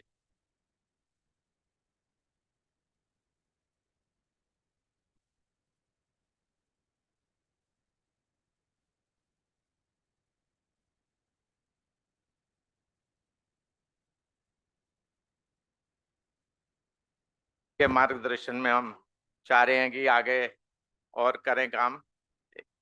टाइम टू टाइम वो हमारे को गाइडेंस देते रहते हैं। इतना ही मैं कहना चाहूँगा। Thank you.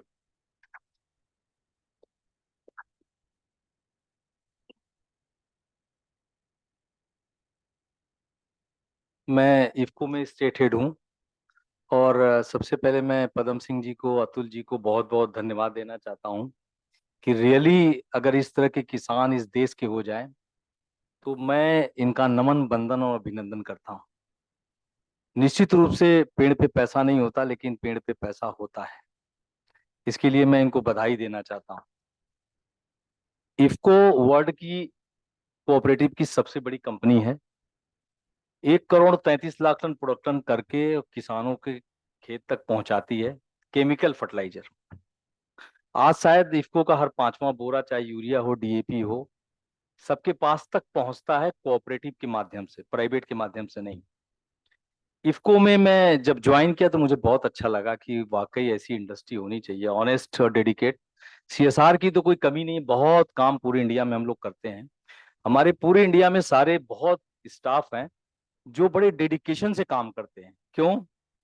इसका नाम ही है Indian farmers fertiliser cooperative limited, IFFCO किसानों की सहकारी संस्था। इफ्को का मालिक कौन है? किसान है। कैसे कि इफ्को का जो मेंबर है वो कोऑपरेटिव सोसाइटी है। कोऑपरेटिव सोसाइटी का मेंबर कौन है? वो किसान है, और वही इसके मालिक हैं, वही डेलीगेट और डायरेक्टर बन के आते हैं। लास्ट 21 ईयर से हम लोग अपना लाभांश 21% सिर्फ कोऑपरेटिव सोसाइटी को देते चले आ रहे हैं। ये बहुत बड़ी एक तरह से चैलेंज है कि इस एडवर्स कंडीशन में भी अपनी सहकारी समितियों को मजबूत करने के लिए, किसानों को मजबूत करने के लिए हम 21% लाभांश, किसी प्राइवेट का आदमी का नहीं, और लाभांश जितने भी सहकारी समिति की सचिव, जितने भी मेंबर्स हैं, उनके तक पहुंचता है, किसी प्राइवेट पार्टनर या कहीं नहीं पहुंचता है। उसके बाद भी हमारी बड़ी इच्छा रहती है, क्योंकि किसान हमारा भगवान है, किसान हमारा परचेजर है, किसान हमारा गॉड है, और इस मिट्टी को बचाने के लिए बहुत सीएसआर फंड आया है, बहुत काम हम करने जा रहे हैं। माननीय प्रधानमंत्री जी का बड़ा चैलेंज था कि ये 2.5 लाख करोड़ जो हम उर्वरक अनुदान दे रहे हैं विदेश, उसको हम कैसे बचाएं। सारे बड़े बड़े वैज्ञानिक बैठे हुए हैं, आईसीआर के डायरेक्टर साहब बैठे हुए हैं। हम बताना चाहते हैं कि एक बोरी यूरिया 266 रुपए की है, 5 रुपए किलो यूरिया और 20 रुपए किलो नमक। किसान क्यों नहीं प्रयोग करेगा? और 20% से 25% पौधा लेता है सारा वेस्ट, और उस बोरी पर 2,500 रुपए की सब्सिडी। डीएपी 1350 रुपए की, 2,500 रुपए सब्सिडी और 20% पौधा लेता है। जमीन हमारी अलग खराब हो रही है, केमिकल यूज करके आज हम कहां जा रहे हैं? स्वास्थ्य खराब हो रहा है। इतनी बड़ी इंडस्ट्री, इतना बड़ा चैलेंज, लेकिन हम मानते हैं अपने प्रबंध निदेशक महोदय डॉक्टर उदय शंकर अवस्थी को धन्यवाद देना चाहते हैं। मैं चाइना, काफी देशों में मैं गया, जब भी जाता, oh you are from IFFCO, fertiliser man of India, doctor Uday Shankar Awasthi. Really मैं उनको अप्रिशिएट करना चाहता हूं। He is not a businessman. उनको ये चाहिए कि हमारी ये मिट्टी कैसे बचेगी, किसान का लाभ कैसे होगा, किसान को हमको समझाना पड़ेगा। आने वाले समय में हमको चेंज करना पड़ेगा। और उसके माध्यम से अभी हम 5000 ड्रोन देने जा रहे हैं पैरेलल किसानों के खेतों पे। सोचिए एक इंडस्ट्री होकर के 5000 ड्रोन और करोड़ों रुपया हम लोग एक्सटेंशन में। अभी हमने डायरेक्टर साहब के साथ मिलकर सीएसआर फंड से 50% कॉस्ट पे हमने नैनो यूरिया किसानों को दिया।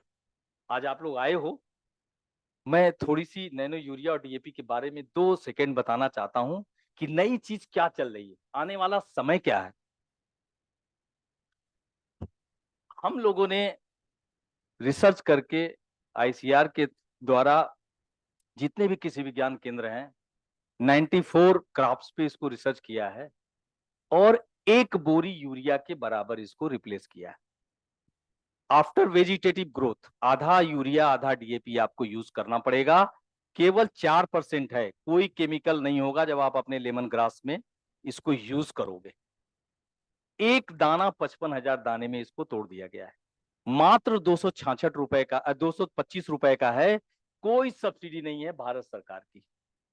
इससे 3 फायदे, स्प्रे करोगे जमीन आपकी सुरक्षित रहेगी, स्प्रे करोगे लीच होकर के यूरिया जमीन के नीचे नहीं जाएगी, तो आपका वाटर पोल्यूशन एकदम नहीं होगा।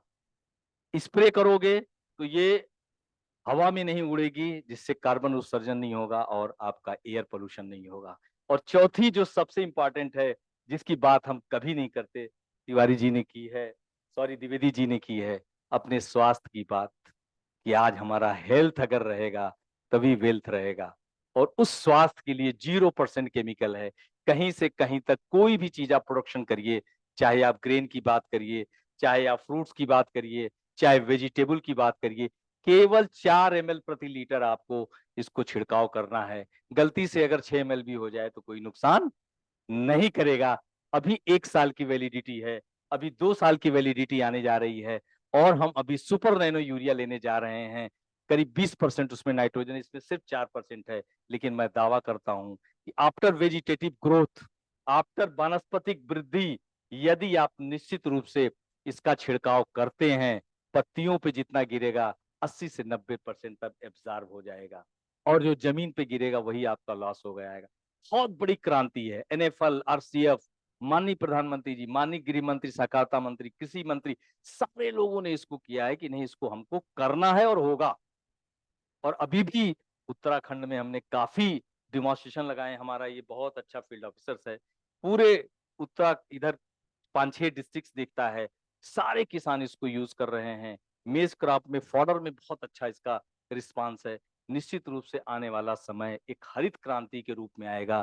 केवल किसान भागता है तो वो स्प्रे से भागता है, लेकिन उसके साथ भी हमने सुविधा दी है, इसको आप केमिकल के साथ भी, फंजीसाइड के साथ भी, किसी भी ग्रोथ प्रमोटर के साथ भी, सागारिका के साथ भी आप इसको छिड़काव कर सकते हो। तो निश्चित रूप से स्प्रे का भी पैसा बचेगा।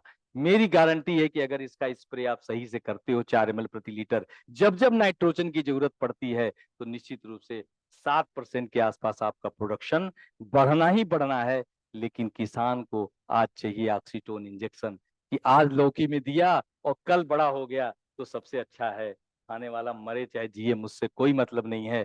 लेकिन निश्चित रूप से किसान को सिर्फ हरा चाहिए, पैसे के पीछे भाग रहा है, उसको ये मतलब नहीं है कि हम बैगन को किस चीज में डूब करके बेचें तो चमकीला और बढ़िया दिखाई पड़ेगा।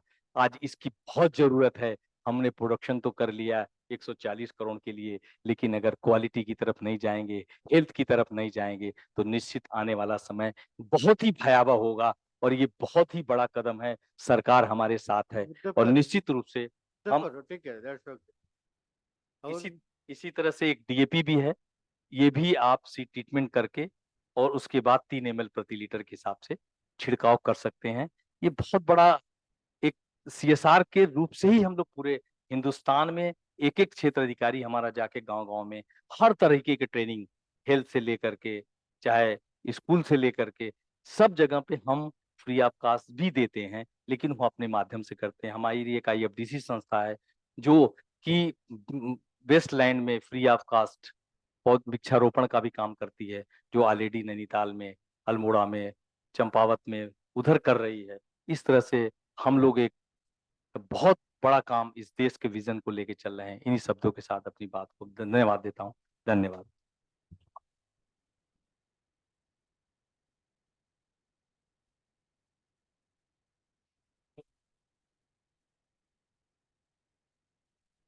Thanks one and all to give us an insight into your industrial as well as CSR activities.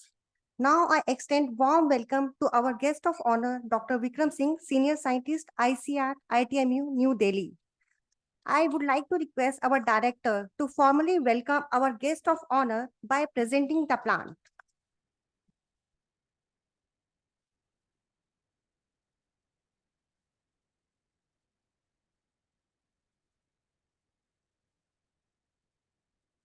Now we would like to hear from our guest of honor, Dr. Vikram Singh, to share his opinion, ideas, and views.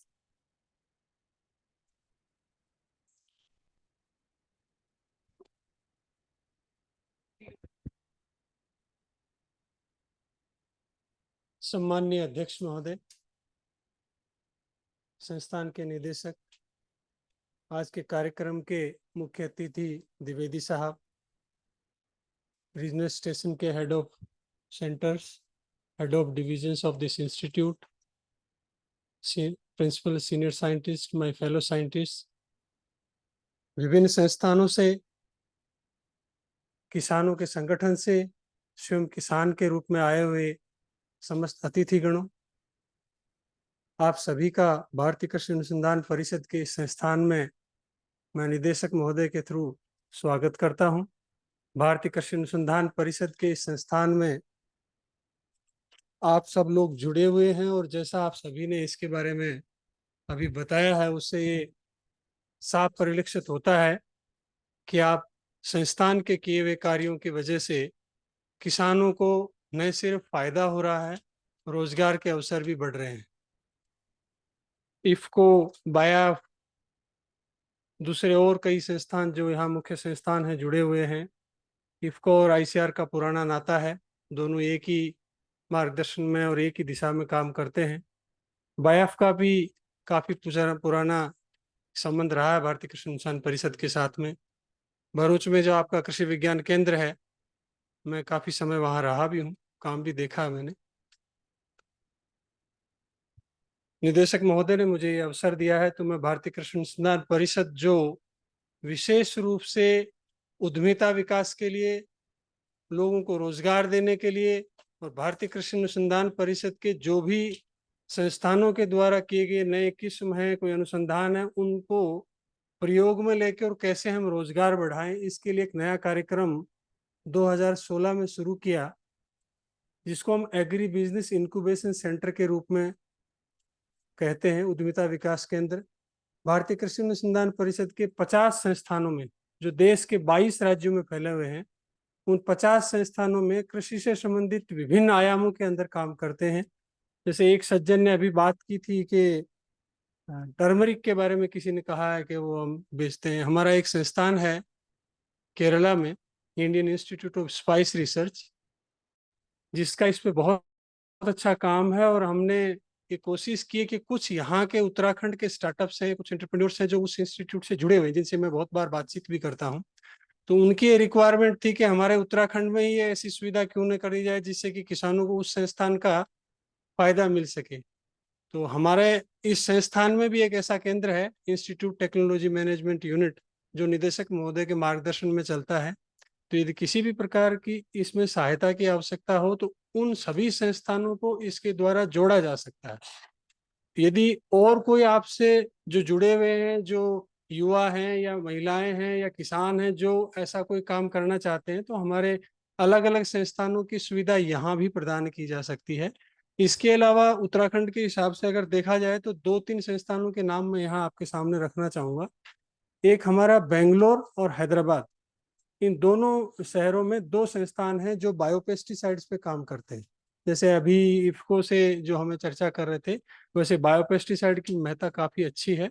तो उन दोनों संस्थानों में भी हमारे उद्यमिता केंद्र हैं, वो भी यहाँ जोड़े जा सकते हैं। इसके अलावा फल और सब्जी से संबंधित उत्तराखंड का क्षेत्र काफ़ी इसके लिए महत्वपूर्ण है। तो हमारा बनारस में एक संस्थान है और पूसा दिल्ली का जो संस्थान है, उन सभी की सुविधाएं भी आप तक सहजता से पहुंचाई जा सकती हैं। अब आगे आपको आना है, निदेशक महोदय के द्वार मुझे नहीं लगता कभी इसके लिए बंद होते होंगे, और जितने भी यहाँ हेड ऑफ डिविजन्स बैठे हैं और जो रीजनल स्टेशन इस इंस्टीट्यूट से जुड़े हुए हैं, वहाँ भी ये सारी सुविधाएं उपलब्ध हैं। तो मैं इतना ही कहना चाहूँगा कि किसी भी किसान को, किसी भी इंडस्ट्री को, किसी भी एंटरप्रेन्योर को और किसी भी स्टार्टअप को कृषि से संबंधित कोई सहायता की आवश्यकता है, यदि हम उस क्षेत्र में कार्य कर रहे हैं इस संस्थान में या किसी दूसरे संस्थान में, वो आपके लिए उपलब्ध है, क्योंकि आप ही के लिए संस्थान काम कर रहा है। तो मेरा सिर्फ इतना ही निवेदन है आज के इस कार्यक्रम से कि आप आगे आइए। किसी भी प्रकार की ऐसी आवश्यकता जिससे हम किसी न किसी रूप में हमारे युवाओं के लिए रोजगार खड़ा कर सके, यही मूल उद्देश्य था इस प्रोजेक्ट को खड़े करने का। और यही मुझे लगता है जितने भी ये इंडस्ट्री मीट्स हमारे आईसीआर इंस्टीट्यूट्स में हो रहे हैं, उनके पीछे मूल उद्देश्य यही है कि हम हमारे संस्थान में जो अनुसंधान हो रहा है उसको आप जैसे अग्रणी किसानों, अग्रणी इंडस्ट्री के लोगों के द्वारा उन रोजगार की इच्छा रखने वाली महिलाओं, पुरुषों और अपने जो बेरोजगार बच्चे हैं, जो ग्रेजुएट हो चुके हैं, जो स्कूल छोड़ चुके हैं, जिनके पास जमीन है, लैंडलेस लेबरर्स हैं, उनके लिए तैयार किया है।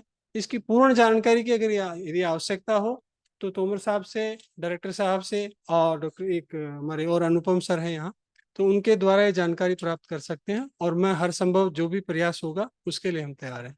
मुझे अवसर देने के लिए बहुत बहुत धन्यवाद।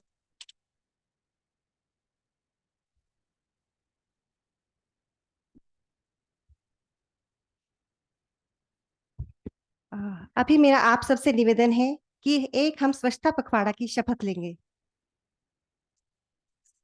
खड़े होंगे, खड़े होंगे।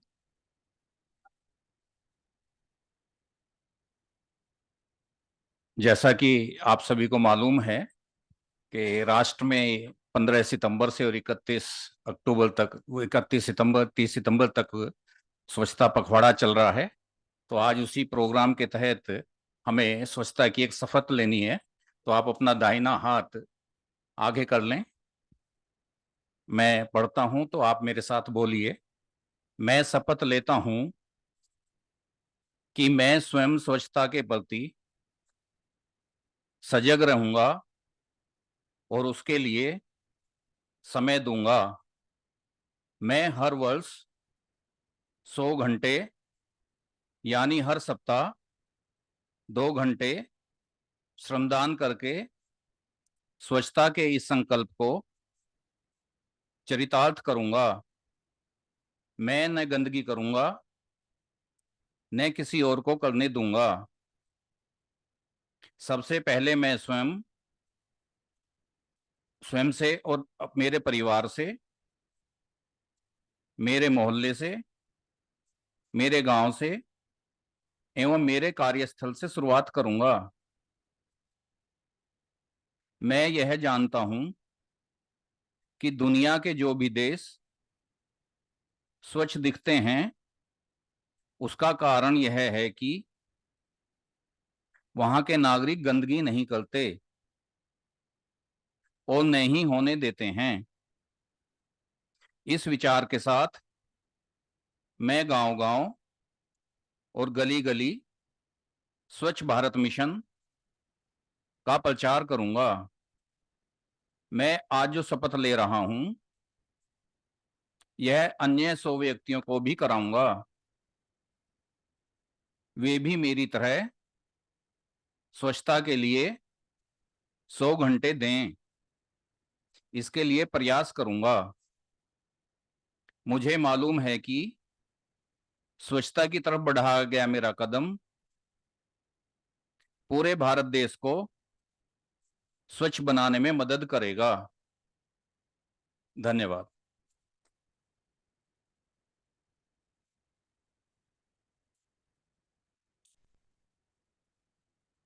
I would like to request our director, Dr. M. Madhu, to felicitate our chief guest for the event, CGM Nabat Dwivedi ji, by presenting the memento. Sir, as you are retiring, I, on the behalf of Soil and Water Conservation family, wish you a very healthy and prosperous life.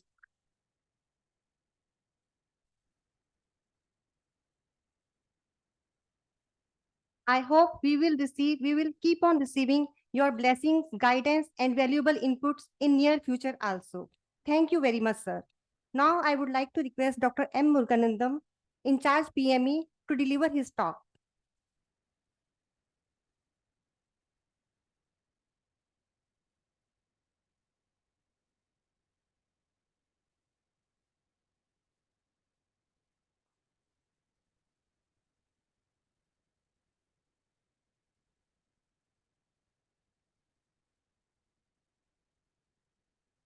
We will remember your words and good wisdom, and we will continue to work with you, your organization.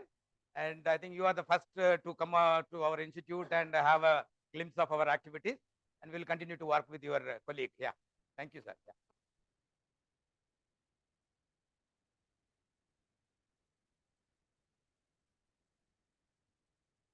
Yeah. Yeah, good afternoon, everyone. And on behalf of this institute, I have the privilege of heading this unit, knowledge management unit of this institute. And I just would like to share some of the achievements and activities and feel good factors and feel good developments happening at this institute for your our guests today. Otherwise, our institute scientists and our seniors will be aware of our development. And with due regards to all our seniors and colleagues, I just would like to present their achievements on behalf of the institute. Yeah, on this occasion, please. Next slide. And as we all agree that kind of land degradation is a continuous process happening, despite we may not need, and we wanted to counter it, but still it is countering our efforts, and it is succeeding, and it is progressively our resources and natural resources and facilities are getting degraded, and maybe due to many factors. Could be like loss of vegetative covers and land disturbance, landscape disturbance, means unscientific or any kind of unguided land uses and socioeconomic factors. There could be many other sub factors that may be contributing to our land degradation, and on which our country and top level to everyone is concerned, and we wanted to reverse the land degradation, and we wanted to have a sustainable development, and to this our institute is working very seriously, sincerely, since inception. Yeah, next slide. And we all know, in continuation to so land degradation invariably leads to soil loss and kind of soil loss and land degradation due to many different factors. And we have categorized, our institute scientists have categorized different categories of land degradation and soil erosion status. And anything between 37 million hectare under severely and 27 million hectare under kind of severely, very severely, like that. And we have categorized mainly water-induced erosion and wind erosion, wind-based erosion. And our main job is to assess and understand the status of land degradation and soil and water degradation occurring in the country. And this is one major effort which we are continue to address. Next slide, please. And we all know that if the land degradation continues, then we will all we sustain our livelihoods and our human existence mainly because of these continuing ecosystem services and sustaining the ecosystem services. And if our land degradation continues, and if we don't address properly, then this arrow will be down. And with our effort, conscious effort, and we are able to upkeep our natural resources, and we are trying to maintain our resources, moving towards sustainable development. Please, next slide. And we all understand that our inaction would cost kind of more cost than our action. So even if you are, this slide shows that even if you are consciously acting, our resources are likely to degrade. And doesn't mean that we will put them into protection. That one of our speaker was telling that we can put them into protection, putting into key and lock and key system, which we may not be able to do that, because we wanted to have a production, and we wanted to have livelihoods and rural development. For that, we have to have a use of those natural resources, and while using the natural resources, we have to have a action towards conserving the degrading natural resources, and we should consciously use and conserve them. That is a slide. Yeah. Previous slide. Yeah.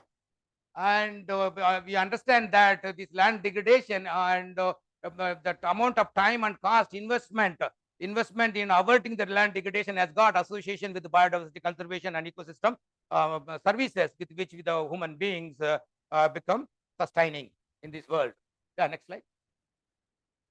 And to address all these or reverting the landslides and averting the soil loss and land degradation, and we have got rightly ICAR, India, the government of India has established Indian Institute of Soil and Water Conservation, which whose main mission and vision is to conserve soil and water resources and natural resources and do all sorts of all possible directions of research and development and kind of coordinated and network research programs and act as a repository of data bank and help out the farmers to conserve the natural resources and sustaining their livelihood and food production system. And we are, as our director in the morning, as he has said, we are working in a 8 different locations in 8 states of the country. Otherwise, we are having the pan-India mandate for soil and water conservation and natural resource management, and mainly through watershed management programs.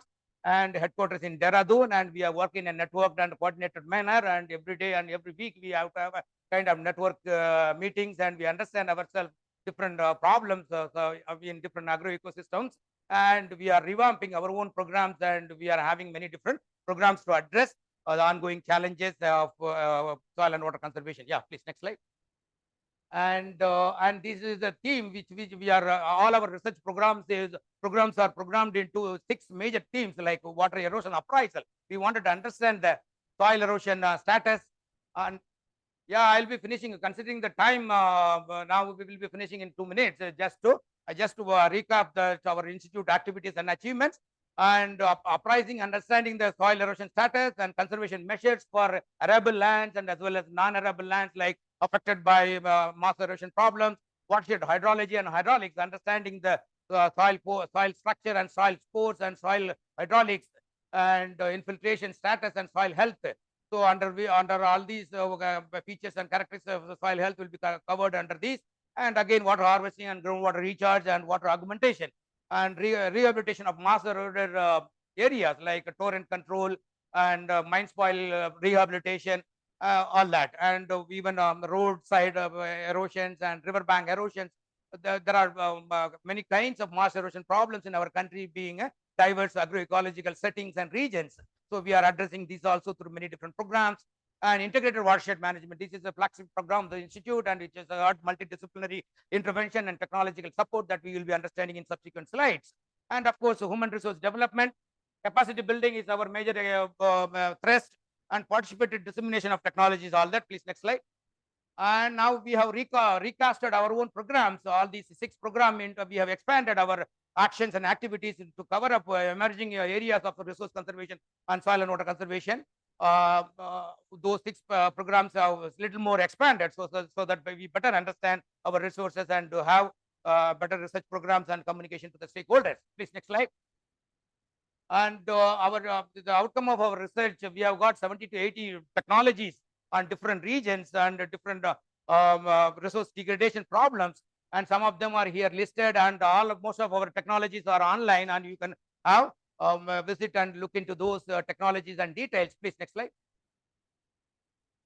And again, one of the main major flagship program is our activities that prioritizing the land degradation and soil erosion in different states, so that we can prioritize our interventions and we can channelize our resources and money and cost and time into conserve those most prioritizing most problematic regions. This is one. Please, next slide.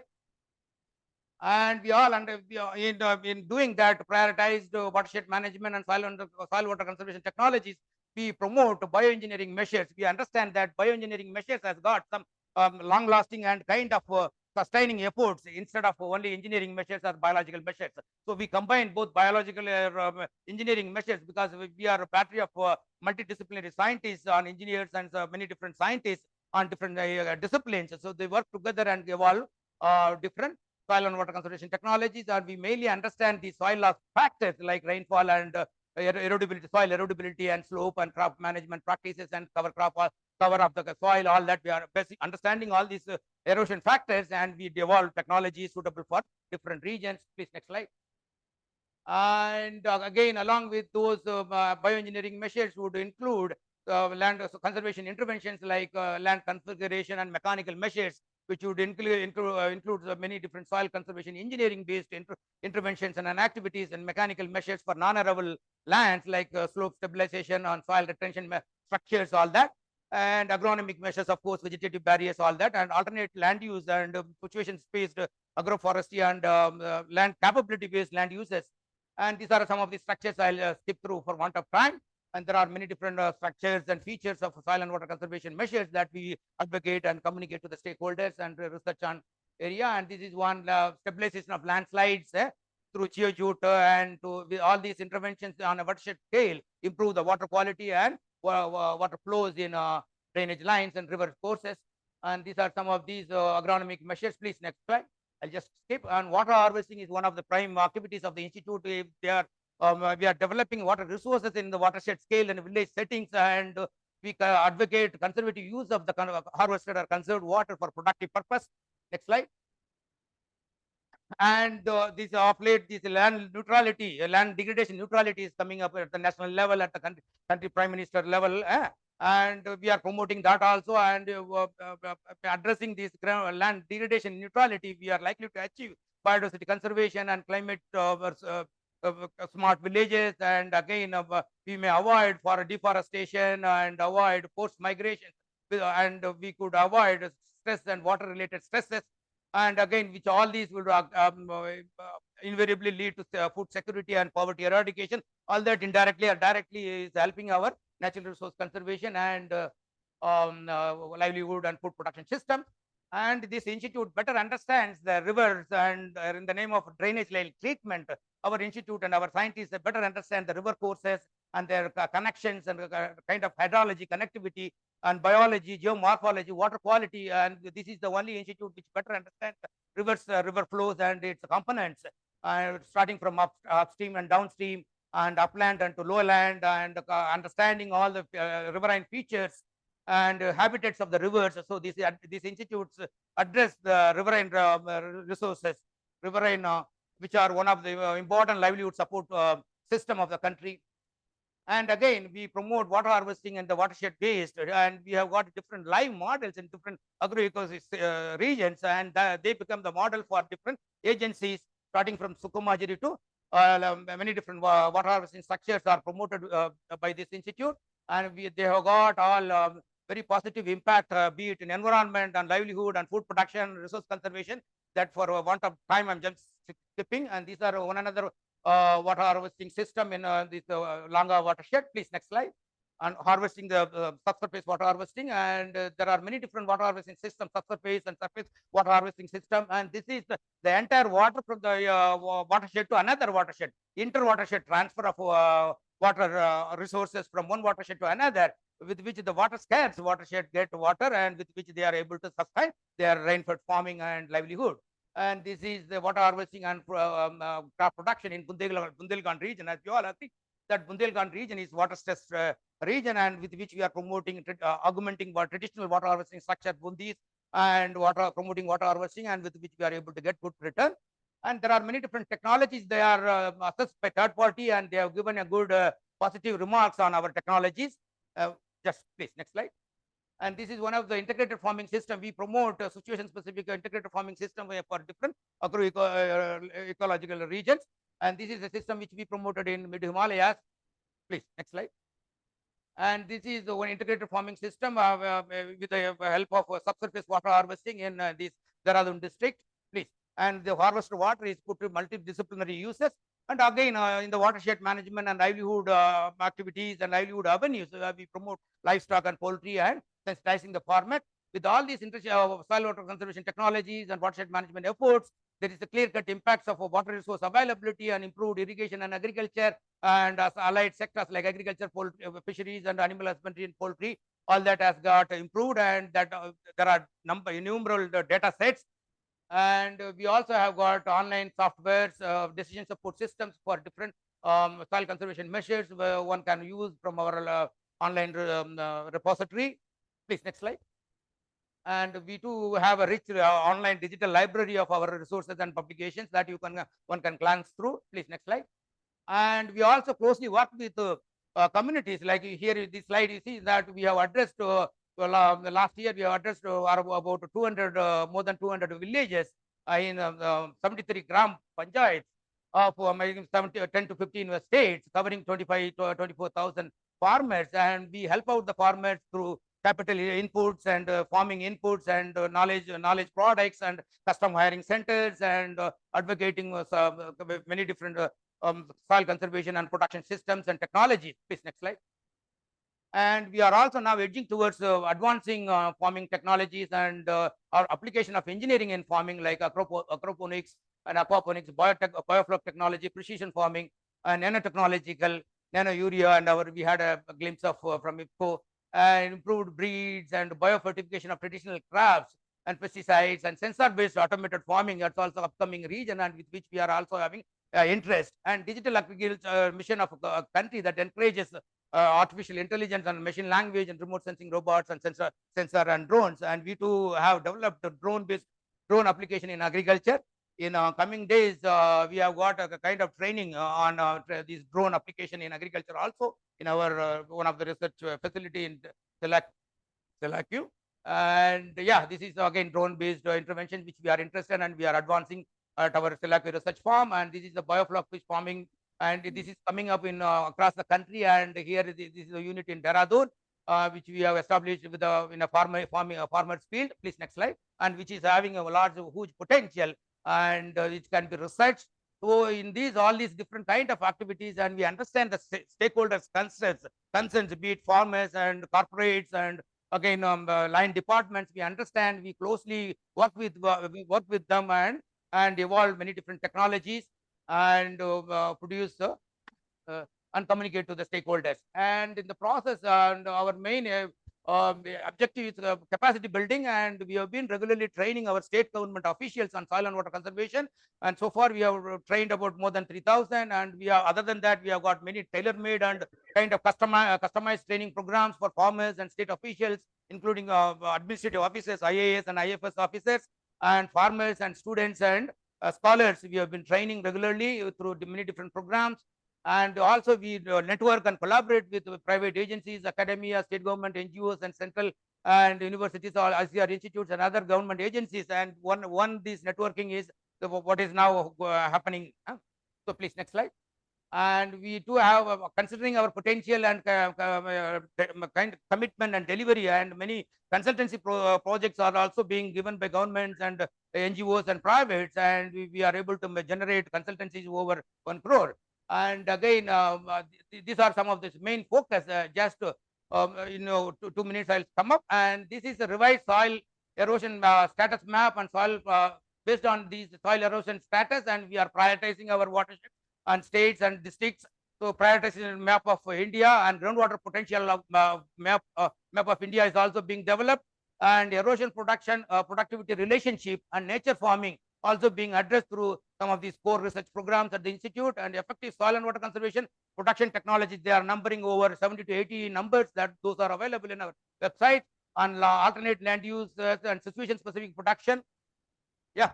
Production and physical models of integrated farming systems and conservation systems like water systems are being developed and communicated and demonstrated to stakeholders. And modeling based projections based on long-term data and rainfall, soil loss, and production is also happening at our institute. And many ready reckoners and decision support systems, software algorithms for biomass calculations and resource management also being evolved, which will be helpful for biomass assessment and resource management and planning for different soil and water conservation measures. And okay, and watershed delineation and DPR. Recently, that PMKOS SY2 of Uttarakhand, they have given 30 to 35 projects and watershed DPR to our institute to delineate and prepare DPR for them. And similarly, guidance to Gram Panchayat to implement water harvesting structures and soil conservation interventions in under MNREGA in Tamil Nadu, and forest conservation and soil water conservation in Karnataka, and Karnataka Forest Department by our Bellary Center, and soil water reclamation in corporates. Many different corporates are also approaching for soil and water conservation and reverting degradation in Tamil Nadu and Karnataka. Landslide control and reclamation with Fireboat, Kolkata, and HADP, Hill Area Development Program of Tamil Nadu, and drone collaboration with drone here in Uttarakhand to establish a drone training center at our institute, and bamboo in soil and water conservation and biofencing in Gujarat, Madhya Pradesh and Uttarakhand is taking up in a big way, and improved plantation techniques and subsoil working in Uttarakhand. And Uttarakhand is also our research products and research outcome, and traditional crop seed conservation and distribution is in Uttarakhand, Odisha, happening through a program mode, and improved water harvesting Jalkundi in Odisha, and improved recharge filters and groundwater recharge in Karnataka and Rajasthan, to mention few, and improved water harvesting Bandi in rainfed region of Bundelkhand region, and under the Amrit Sarovar period, when we are trying to develop many number of water structures for as a model and demonstration. Again, ravine reclamation in Gujarat, Rajasthan and Uttar Pradesh is also flagship program of the institute. Control and rehabilitation of torrents in Himachal and hilly areas of Uttarakhand and Jammu Kashmir is also happening at our institute, and roadside erosion control in collaboration with the National Highway Authority of India is also happening, and promotion of circular economy through the resource recovery and kind of wetland development and water conservation and water recycling, conservative use of including recycling is happening at our institute, and agri-entrepreneur development in Uttarakhand, bio-industrial villages and climate swan villages under SCSP and TSP programs being promoted, and tailor-made customized training to IAS, IFS and government functionaries, sites, farmers, students, NGOs also being addressed. And all these happening through networking and collaboration with many different agencies like DST, DBT, ISRO, NSF, NMC and PMKSY and Reward and National Highway Authority of India, NABARD, SCSP, TSP programs of Government of India, various line departments of states, various academy, all that. So while addressing all that, we understand that this institute better understands that we have to protect our environment. All our activities should be the subset of environment, nature, and all our food production system and sustainability and economy should be the subset of environment and nature, and we work with this principle towards sustainability. And now rightly we have assembled many different agencies, funding agencies and developing and collaborators, and we call upon all of you to have a joint hand, and let us work together for the benefit of natural resources and farming communities. And with this, I thank one and all for quick wrap up. Yeah, thank you.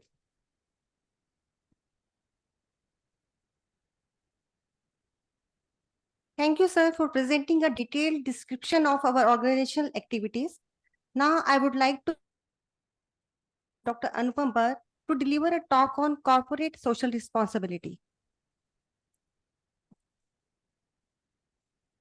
The respected the detail about this ICR CSR funding, a hard copy of it we have already provided to you all. You can go through a glimpse of that presentation you will be making.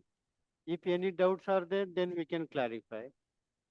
Respected industry members, respected director, respected heads of the different institute, respected heads joined from different centers, my scientists, principal scientists, and my dear colleagues.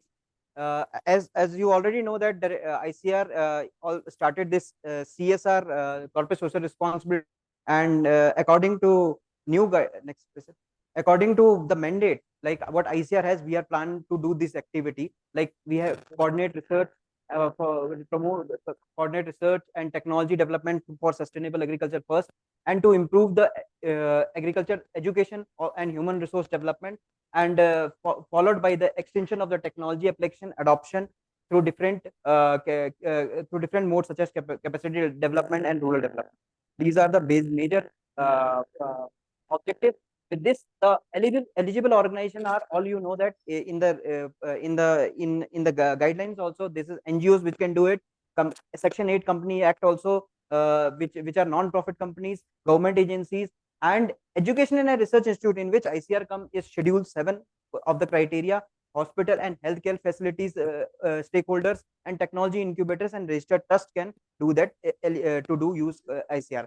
How ICR is eligible for CSR funding is Ministry of Cooperative Affairs in 2019 October has under the Schedule 7 they have incorporated ICR, ICMR, CSIR, DAE, DRDO, and DST for using the CSR fund. Next, please, sir. So, what are the activities under Schedule 7? What we can undertake? Because there are a lot of CSR, there are 27 points in heads under which a lot of activities can be done, and out of which few activities what ICR has approached is eradicating hunger, poverty, and malnutrition, in which there are subcategories like research and agriculture extension education, and the second is capacity building and income augmentation through skill of farmer, and that is also linked with Skill India, seed and planting material research, which helps livelihood improvement, R&D for farm diversification, under which circular economy concept comes, and livelihood projects like rainwater harvesting, water bodies creation, etc. And second is promotion of gender equality and empowering women. There are a lot of other points in this, but only 3 points we are focusing on: R&D for farm tools for women farmers, capacity building of women farmers, and development of gender friendly farm improvements under agriculture sector. Third is reducing child mortality and improving maternal health, R&D for farm tools for farmers, the R&D on health food, biofortification we are doing. We can also work on nutri gardens, and where the women capacity building can be improved, food system and food forest product diversification, and establishment of center of excellence for the natural food and products. Fourth, in which the major of the work of ICAR-IISWC is doing is in ensuring environmental sustainability and R&D projects on NRM biodiversity, in which climate change and sustainability is the one of the objective, preservation and protection of flora and fauna, livestock and animal welfare and fishes, agroforestry and carbon sequestration, conservation of soil, water, forest and degraded land, reclamation of problem soils, drought and flood management, maintaining quality of soil, air and water, and development and promotion of model watershed. These are the listed points which we can do in our fourth point. Now, fifth point is ensuring environmental sustainability and R&D project of NRM biodiversity, in which training of trainers and farmers, as we are doing in our 4-month training program project under student like ARYA and other projects, and support of technical vocational institution through different type of agriculture expert. And last matter, in which some miscellaneous objectives are there, like secondary augmentation income through secondary agriculture, such as vertical farming and mushroom, and training of rural youth for self-employment through different agriculture farming and economic development models. And these are schedule 7 criteria: rural development, agro skill development, environmental stability, technology incubation, poverty elimination, eradicating hunger, agriculture research, and making available safe agriculture water. So these are the 4. In that, already ICAR have moved in some steps. They have a partnership with the Reliance Group, partnership with the Mahindra Group. In Reliance Group, CSR activities taken from last 5 years, in which they have they have incorporated different KVKs. Second is with Mahindra Group. There are also more than 500 villages were benefited from, and 10,000 youths are benefited.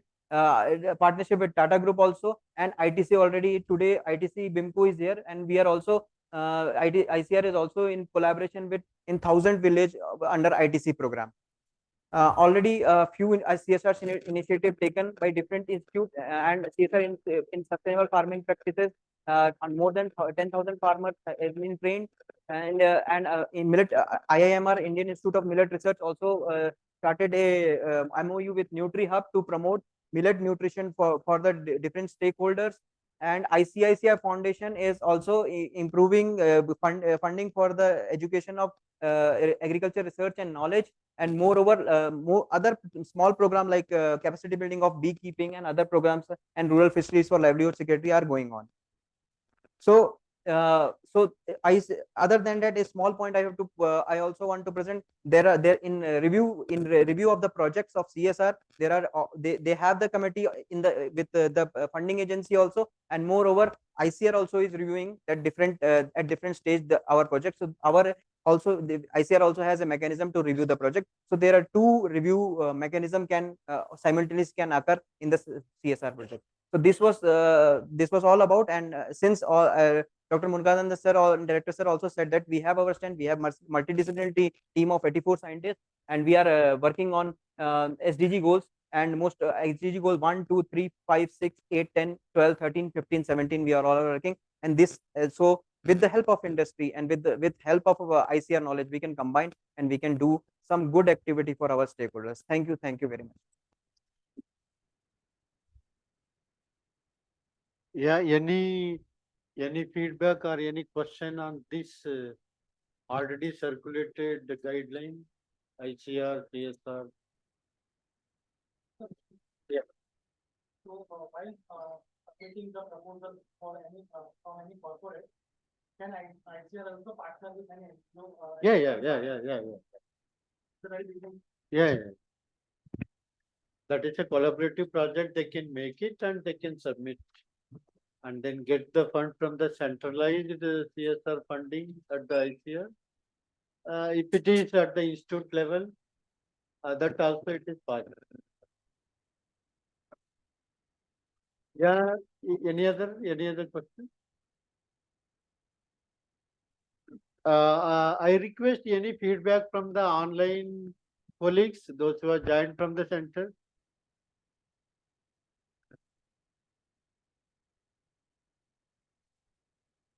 We are audible? Yes, sir, you are audible, sir. Yeah, any Yes, sir. feedback? Be short. You want to give some feedback or just for testing voice?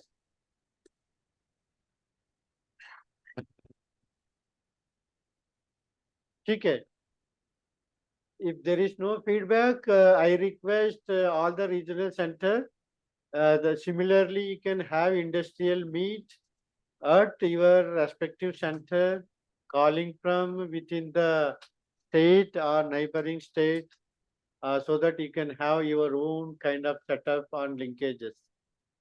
Yeah, before going to the next program, I request our invitees, Dr. R.K. Singh ji, for his feedback. Anything you want to say?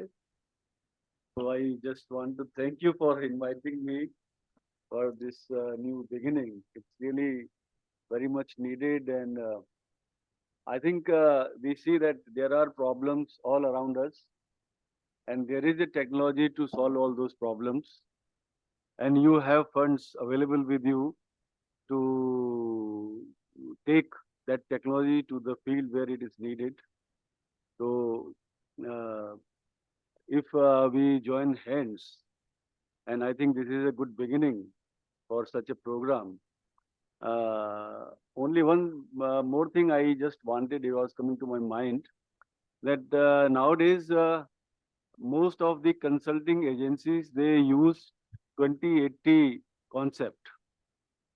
That means if we list 100 problems and you prioritize them and pick only 20 problems, so you will see that those 20 problems has taken care of rest of the 80 problems. So in that prioritization, if you list out all those problems, we have so many environmental problems. There is a drought, flood, landslide, different types of erosions, climate issues, and then there are list of social problems, poverty, hunger, health issues, education, employment. There is a long list of problems. So if we just start taking care of it, this is a monsoon-driven ecosystem in which we are living. We have plenty of water in a very short period of the year, and then we have to manage rest of the year with the water which we could have managed during that short period, monsoon period. So if we just take care of water, and the second thing is land, these are the two most fundamental resources, and which is the main focus of this institute. So we will see that most of the other problems, whether it is social problem or environmental problem, are taken care of. So I think it makes sense that as much as funds diverted to these technologies, and we can take it to the field, it will be really, it will yield something. So with that, I again thank you. It was very good listening all the people here from industry and ONGC and other issues. I was especially impressed with I was having some discussion with Mr. Bharadwaj. He is doing really very impressive work. I like to visit sometime your place. Thank you very much. Yeah, thank you, Dr. Singh. It is open now. Anybody they can give their feedback, valuable. Yeah, please. आप सबको नमस्कार, निदेशक महोदय और बाकी साथी जो आए हुए हैं। मैं कुछ तकनीकी बात पे तो नहीं जाऊंगा, लेकिन मैं एक बात आपका ध्यान आकर्षित करना चाहूंगा कि किसी भी देश की जो आर्थिक प्रगति है उसका एक ग्राफ होता है सबका। तो अमूमन ऐसा होता है कि जब आप गरीब होते हैं, संसाधन कम होते हैं, तो जो भी अनुसंधान और साइंस में अगर कोई बात करनी हो तो सरकार उसको सपोर्ट करती है। और जब आप विकसित देश में जाकर देखेंगे तो ज्यादातर अनुसंधान इंडस्ट्री सपोर्ट करती है आज के डेट। तो ये जो ग्राफ है, जहां सरकार सपोर्ट करती है और जहां इंडस्ट्री पे कंप्लीटली आ गया, आज यूएस जर्मन में देखें तो सारा सपोर्ट इंडस्ट्री से होता है। तो ये शायद एक गौरवशाली पल हमारे लिए भी आ गया है कि जब हम इस मुकाम पे हैं जहां अनुसंधान को सपोर्ट करने के लिए हम इंडस्ट्री से बात करने की स्थिति में, शायद उस ग्राफ के बीच में कहीं एक पॉइंट है जिस पड़ाव पे हम पहुंच गए हैं। तो मुझे ये बड़ा खुशी अनुभव हुआ। मैं जब से इस कार्यक्रम के बारे में जानना सोचा तो लगा कि शायद विकास की उस बिंदु तक हम पहुंच गए हैं जहां हम साथ में बात कर सकें। और इसमें 3 पहलू पे हम अक्सर काम करते हैं। तो शायद अभी तो हम एक सामाजिक जिम्मेवारी के तहत, जो सीएसआर रिस्पॉन्सिबिलिटी के तहत ही बात कर पा रहे हैं, जिसमें कुछ सहयोग इंडस्ट्री के तरफ से अनुसंधान को मिल सकता है। लेकिन ये एक शुरुआत है। आगे आने वाले दिनों में, जैसा कि प्रधानमंत्री जी का भी और अन्य लोगों का सोच है कि आपकी जरूरत के अनुसार से अनुसंधान काम करे, ताकि उसका लाभ आप अपने प्रोडक्ट बनाने में और बेचने में ले सकें। वो कड़ी शायद धीरे धीरे आने वाली है। कुछ आईआईटीज में और कुछ और जो अन्य विकसित हमारे संस्थान है वहां आ गए हैं। अब कृषि आधारित संस्थान में अगर इस तरह की बात होने लगी, इसका मतलब ये बात अब लगभग सब जगह पहुंच गया है। तो ये मैं ये अपना जो मैं गौरव महसूस कर रहा था, ये मैं आप सबसे शेयर करना चाहता था कि एक अच्छा पल है। चाहे ये कार्यक्रम बहुत छोटा सा लगे, हम एक हॉल में कुछ लोग देहरादून के या आसपास के बैठे हुए हों, लेकिन अगर उस तरह से देखें संस्थान के तौर पे या एक सामाजिक विकास के तौर पे देखें तो एक बड़ा एक वाटरशेड मोमेंट है मेरे लिए, मैं ये कहता हूँ। धन्यवाद सर, मैं इतना ही बात करना चाहता हूँ।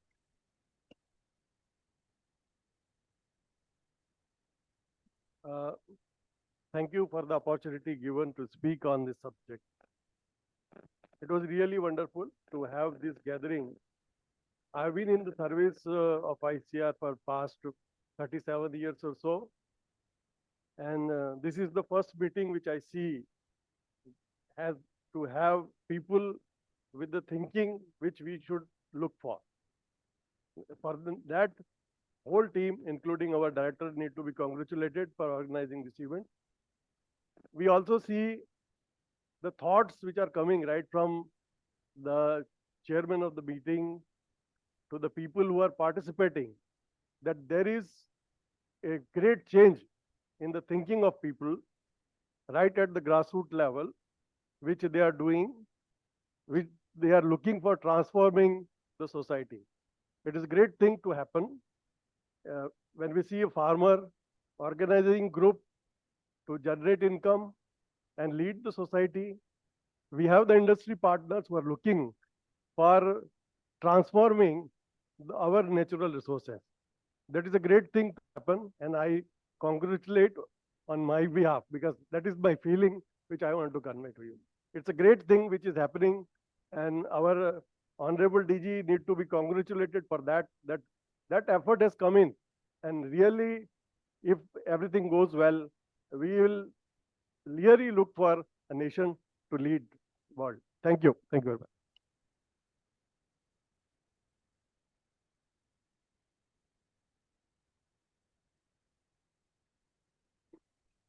Thank you, sir. I'm sorry I could not attend this program from beginning. I was in Central Groundwater Board on official duty, sir. You have only deputed me to go there. So actually, I met one scientist from Indian Institute of Spice Research, Calicut, and he was with his total team comprising of total 4 persons. He was staying in our guest house here. I happened to tell him for what purpose you have come here, sir. You don't have any relation with soil and water conservation. Then he replied, Tata Trust has given a project under CSR to IISR Spice Research to explore the possibility and introduce new spice crop in Uttarakhand for benefit of the farmers. So you see the Tata Trust in Bombay, IISR in Calicut, beneficiary in Uttarakhand. Now all the triangles they can join. So we are here sitting in the Dehradun. What you can do, you know better, and what I can do, I know better. Now this is the platform where we can know that what you can do and what I can do, you can know. So aim is very clear for the benefit of the community, and the working in isolation will not do for anybody. So now the days has come, even resource sharing in our institute also we are doing, say nearby whatever equipment we are having here, nearby institute will not purchase that one. We will share it. So we may be strong in technical backstopping or technical aspect. You may be strong in some other aspect. So our both positive point can join, and we are committed to work for the community. So that's a very good initiative. I think this is the first time, this is the beginning, and it will not be the end, it will continue. So great efforts for our institute, sir. Thank you very much, sir. Anybody? Last one or two? Even from the online, now there is an option. Those who are joined from the online, any feedback?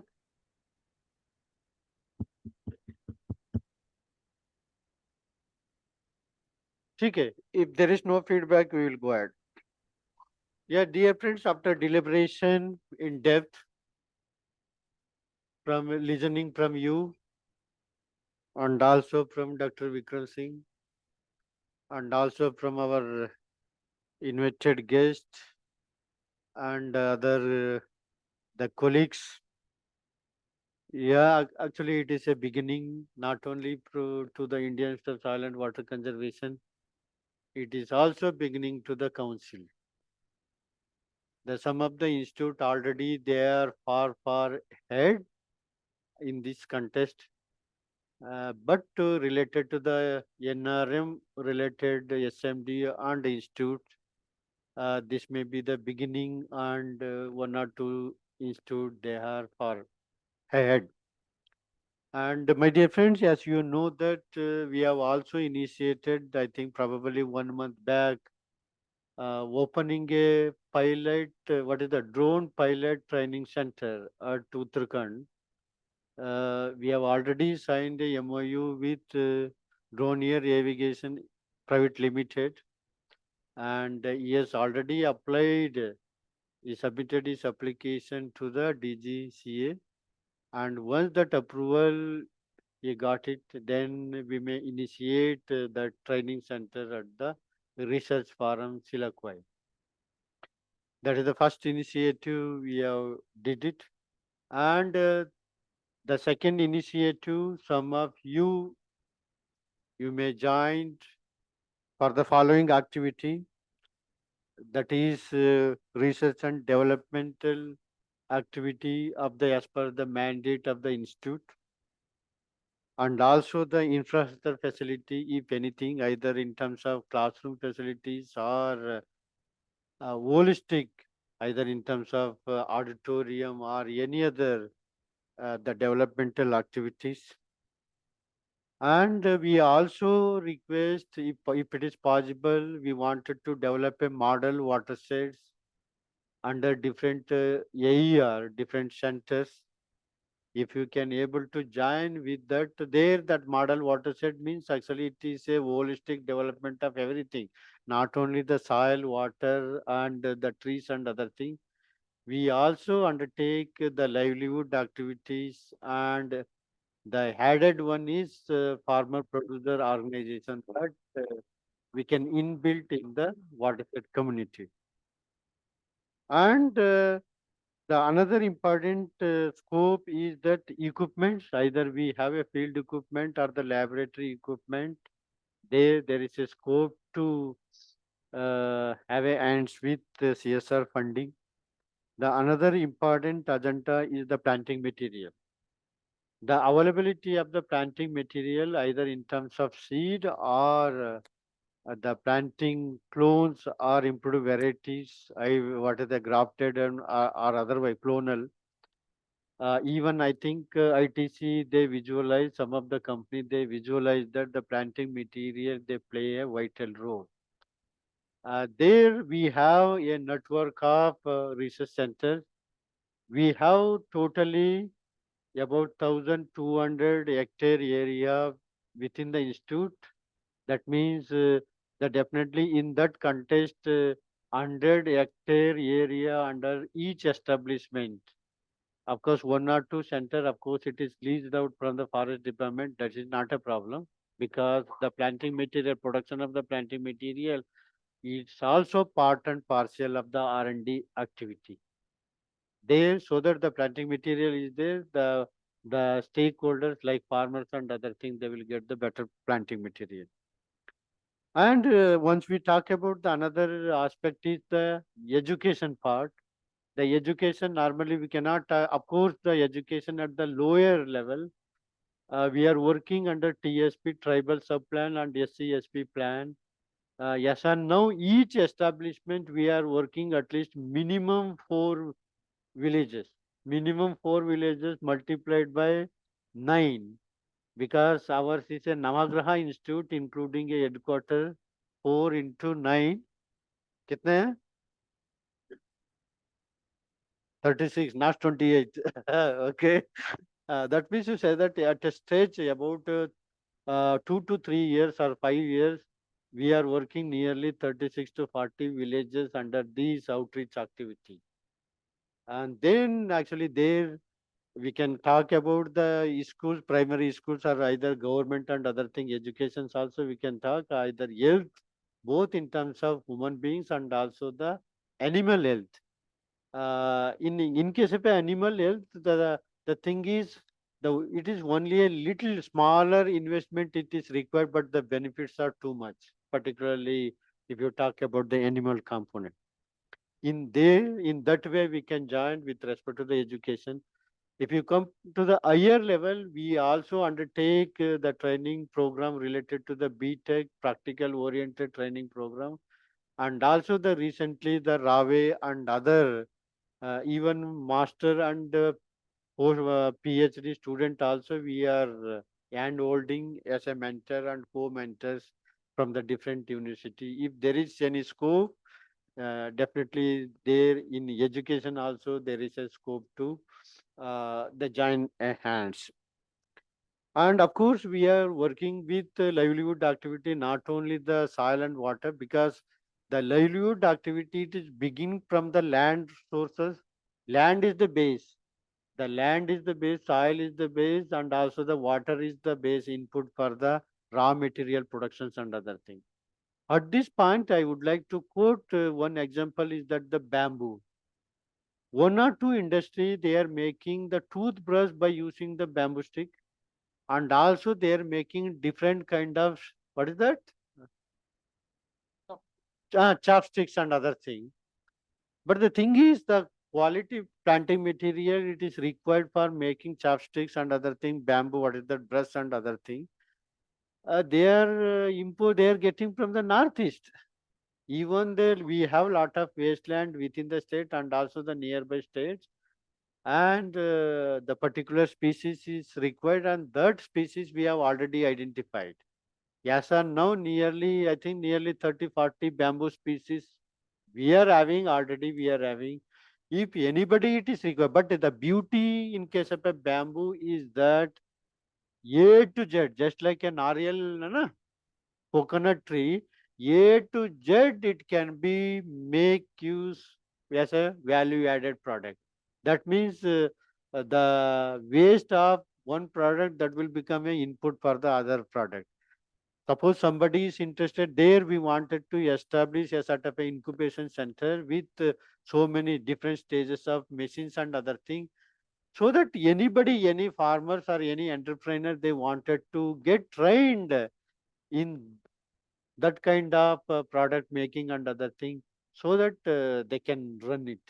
That is a potential you can think of. And the village level, or if you talk about the rural area, nowadays we talk about the custom hiring centers. The custom hiring center, it is a very potential.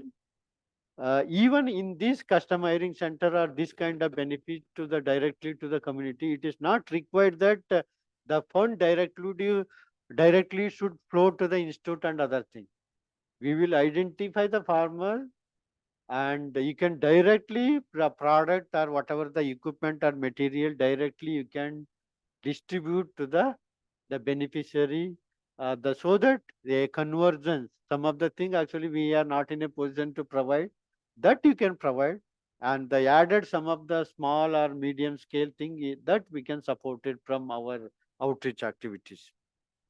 Of course, the water linked activity we have discussed, and the collaborative project, because some of the NGOs and some of the R&D organization, yes, somebody has clarified that within among the ICR Institute, any other R&D organization or any NGOs or any industry partner, we can make a collaborative project of either R&D activity or outreach activity or objective oriented activities within the mandate, and then we can request any funding agency, either CSR industry or from the centralized CSR funding from the ICR, so that we can work, we can make use of strength of individual, we can make combined, so that the cumulative strength will become much more as compared to the individual strength alone.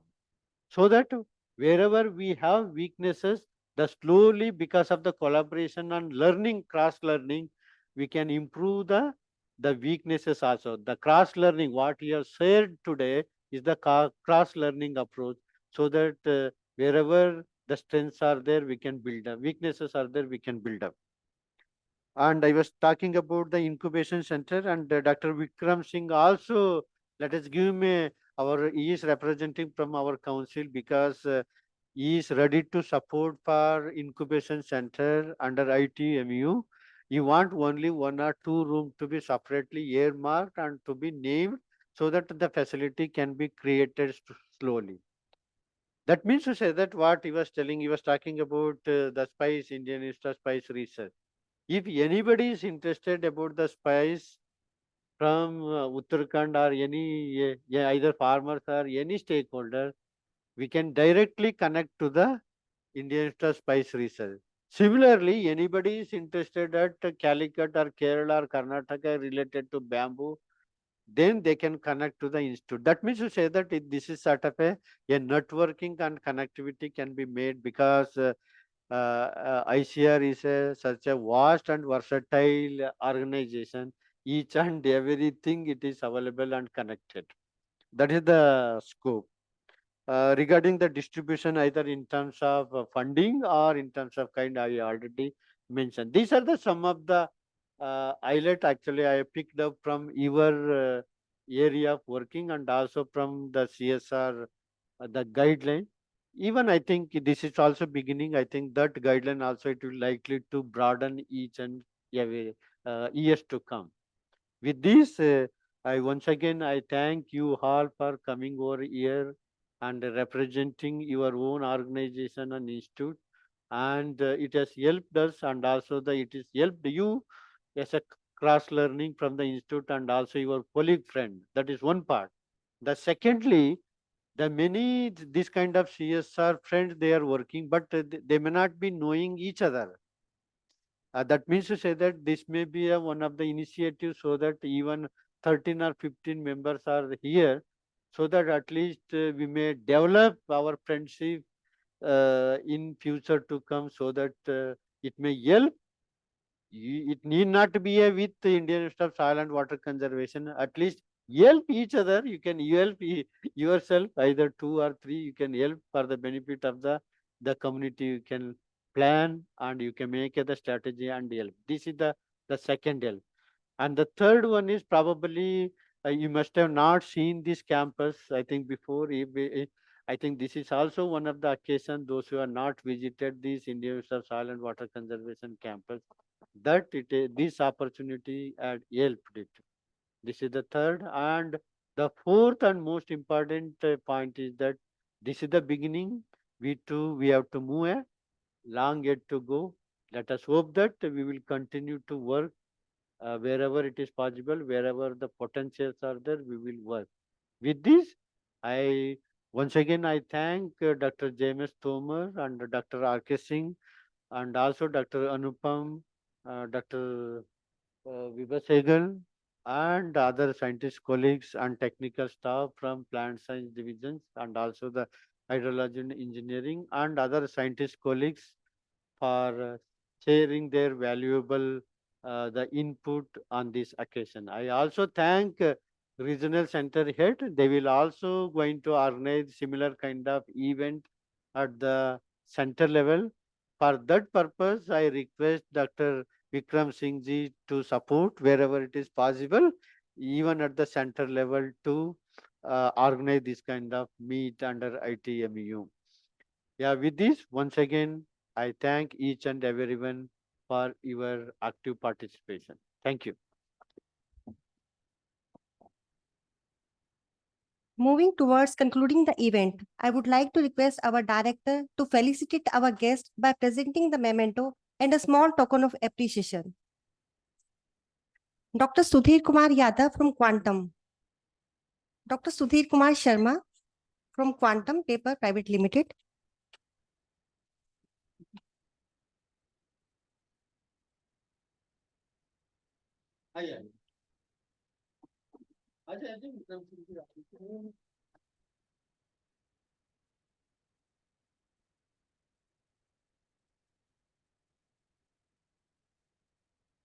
Mr. Kuldeep Sharma from Quantum Paper Private Limited.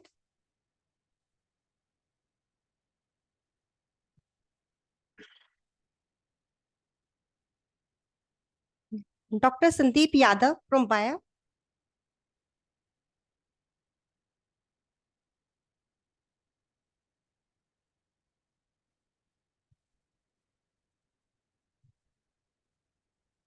Dr. Dinesh Raturi from Bayer.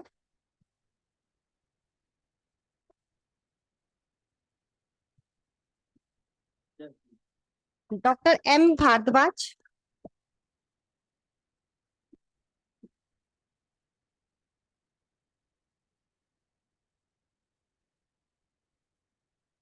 Thank you. Mr. Shashank Shukla from ITC.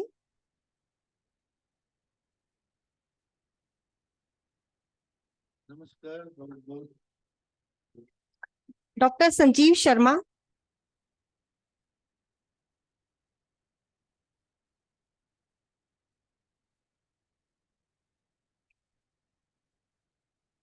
Mr. Atul.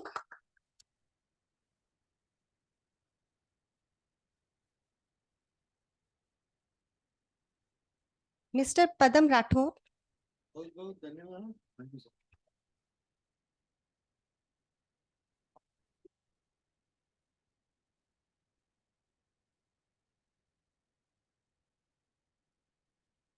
Mr. Gurvinder from Bamboo Industry.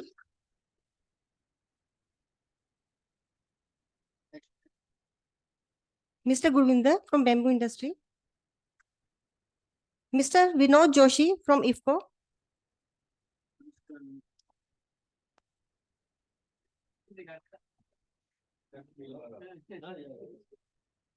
Mr. Srivastava from IFCO.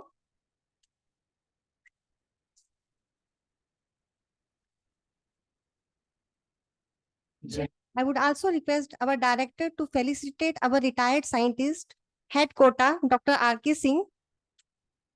Sir, I appreciate your presence on our every event. Although you are retired, but you are an integral part of our organization.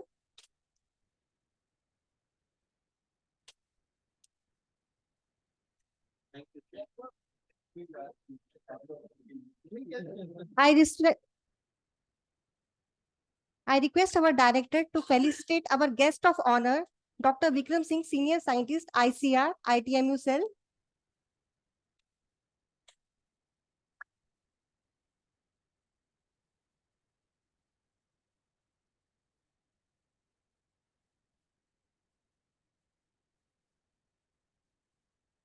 Thank you very much. Now I request Dr. Anupam Varg to present a formal vote of thanks. Thank you, madam. Respected dignitaries, in formal vote of thanks, I would like to thank our chief guest, ONGC, Dr. Ramraj Trivedi, sir.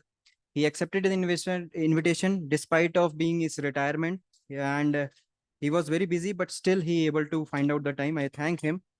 I thank the industry partner, Quantum Industries. Last night they came around 9:30. Despite of their meeting, also they came here with the hectic schedule. I thank ITCC representative Mr. Shashank sir. They joined us for in very short notice. I also thank BIAF member. They are being very helpful in all aspect of collaboration, because they were also in the Champavat meet also, and continuously we are in talk with them. I also thank Manmohan Bharadwaj ji. He is instrumental in his innovation, and despite of his busy schedule, because he is engaged in a lot of other work also, he came. I thank him. I thank Sanjeev Sharma ji and Atul ji and Padam ji. They are they in the meeting they have gave us the insight what actually the farmer want. I also thank Gurvinder ji and entrepreneur for bamboo industry, and he is working very hard to promote bamboo in this area.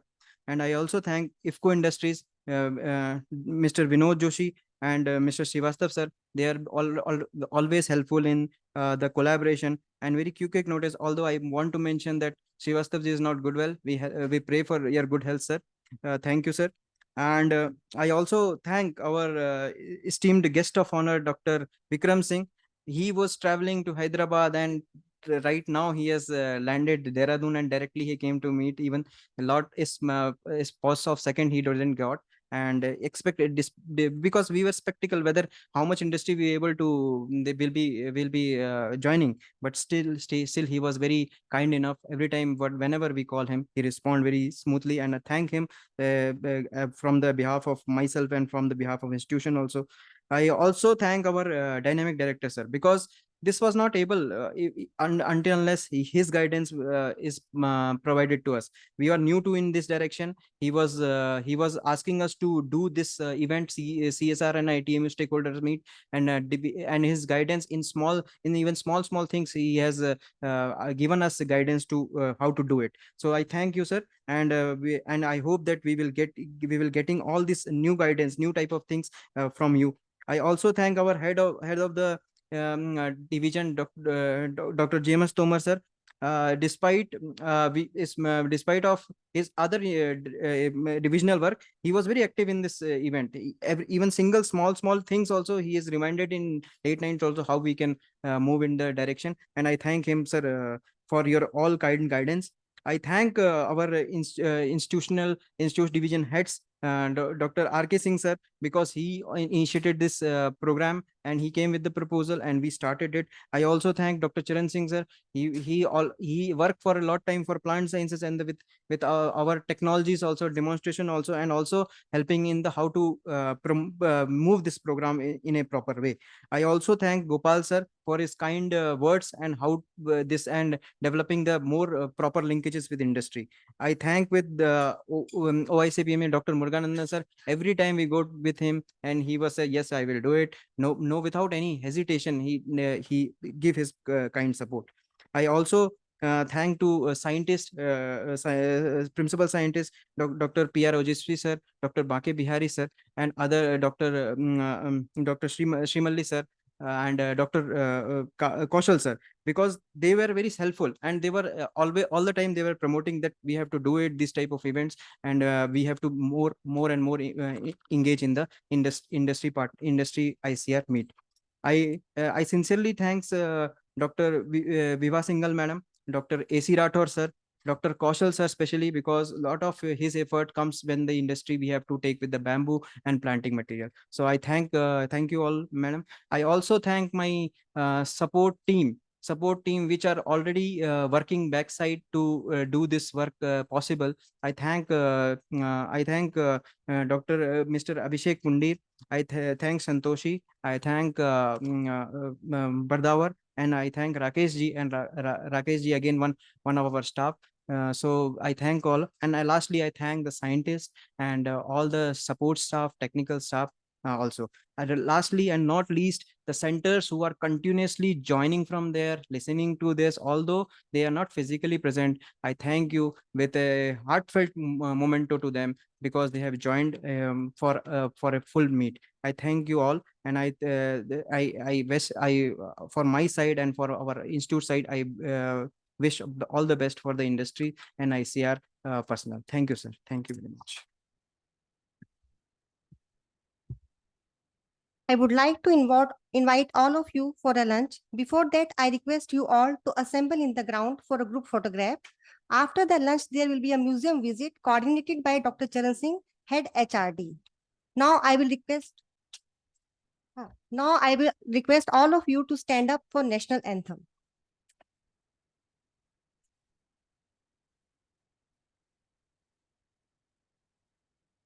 Jana Gana मंगलदायक जय हे भारत भाग्य विधाता। जन गण मन अधिनायक जय हे भारत भाग्य विधाता। पंजाब सिंध गुजरात मराठा द्राविड़ उत्कल बंगा।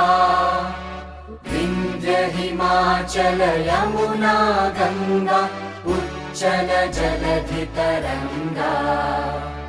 तव शुभ नामे जागे तव शुभ आशीष मांगे। गाहे तव जय गाथा। जन गण मंगलदायक जय हे भारत भाग्य विधाता। जय हे जय हे जय हे जय जय जय जय हे।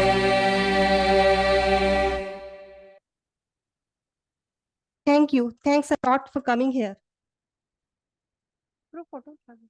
All are requested to assemble in the ground.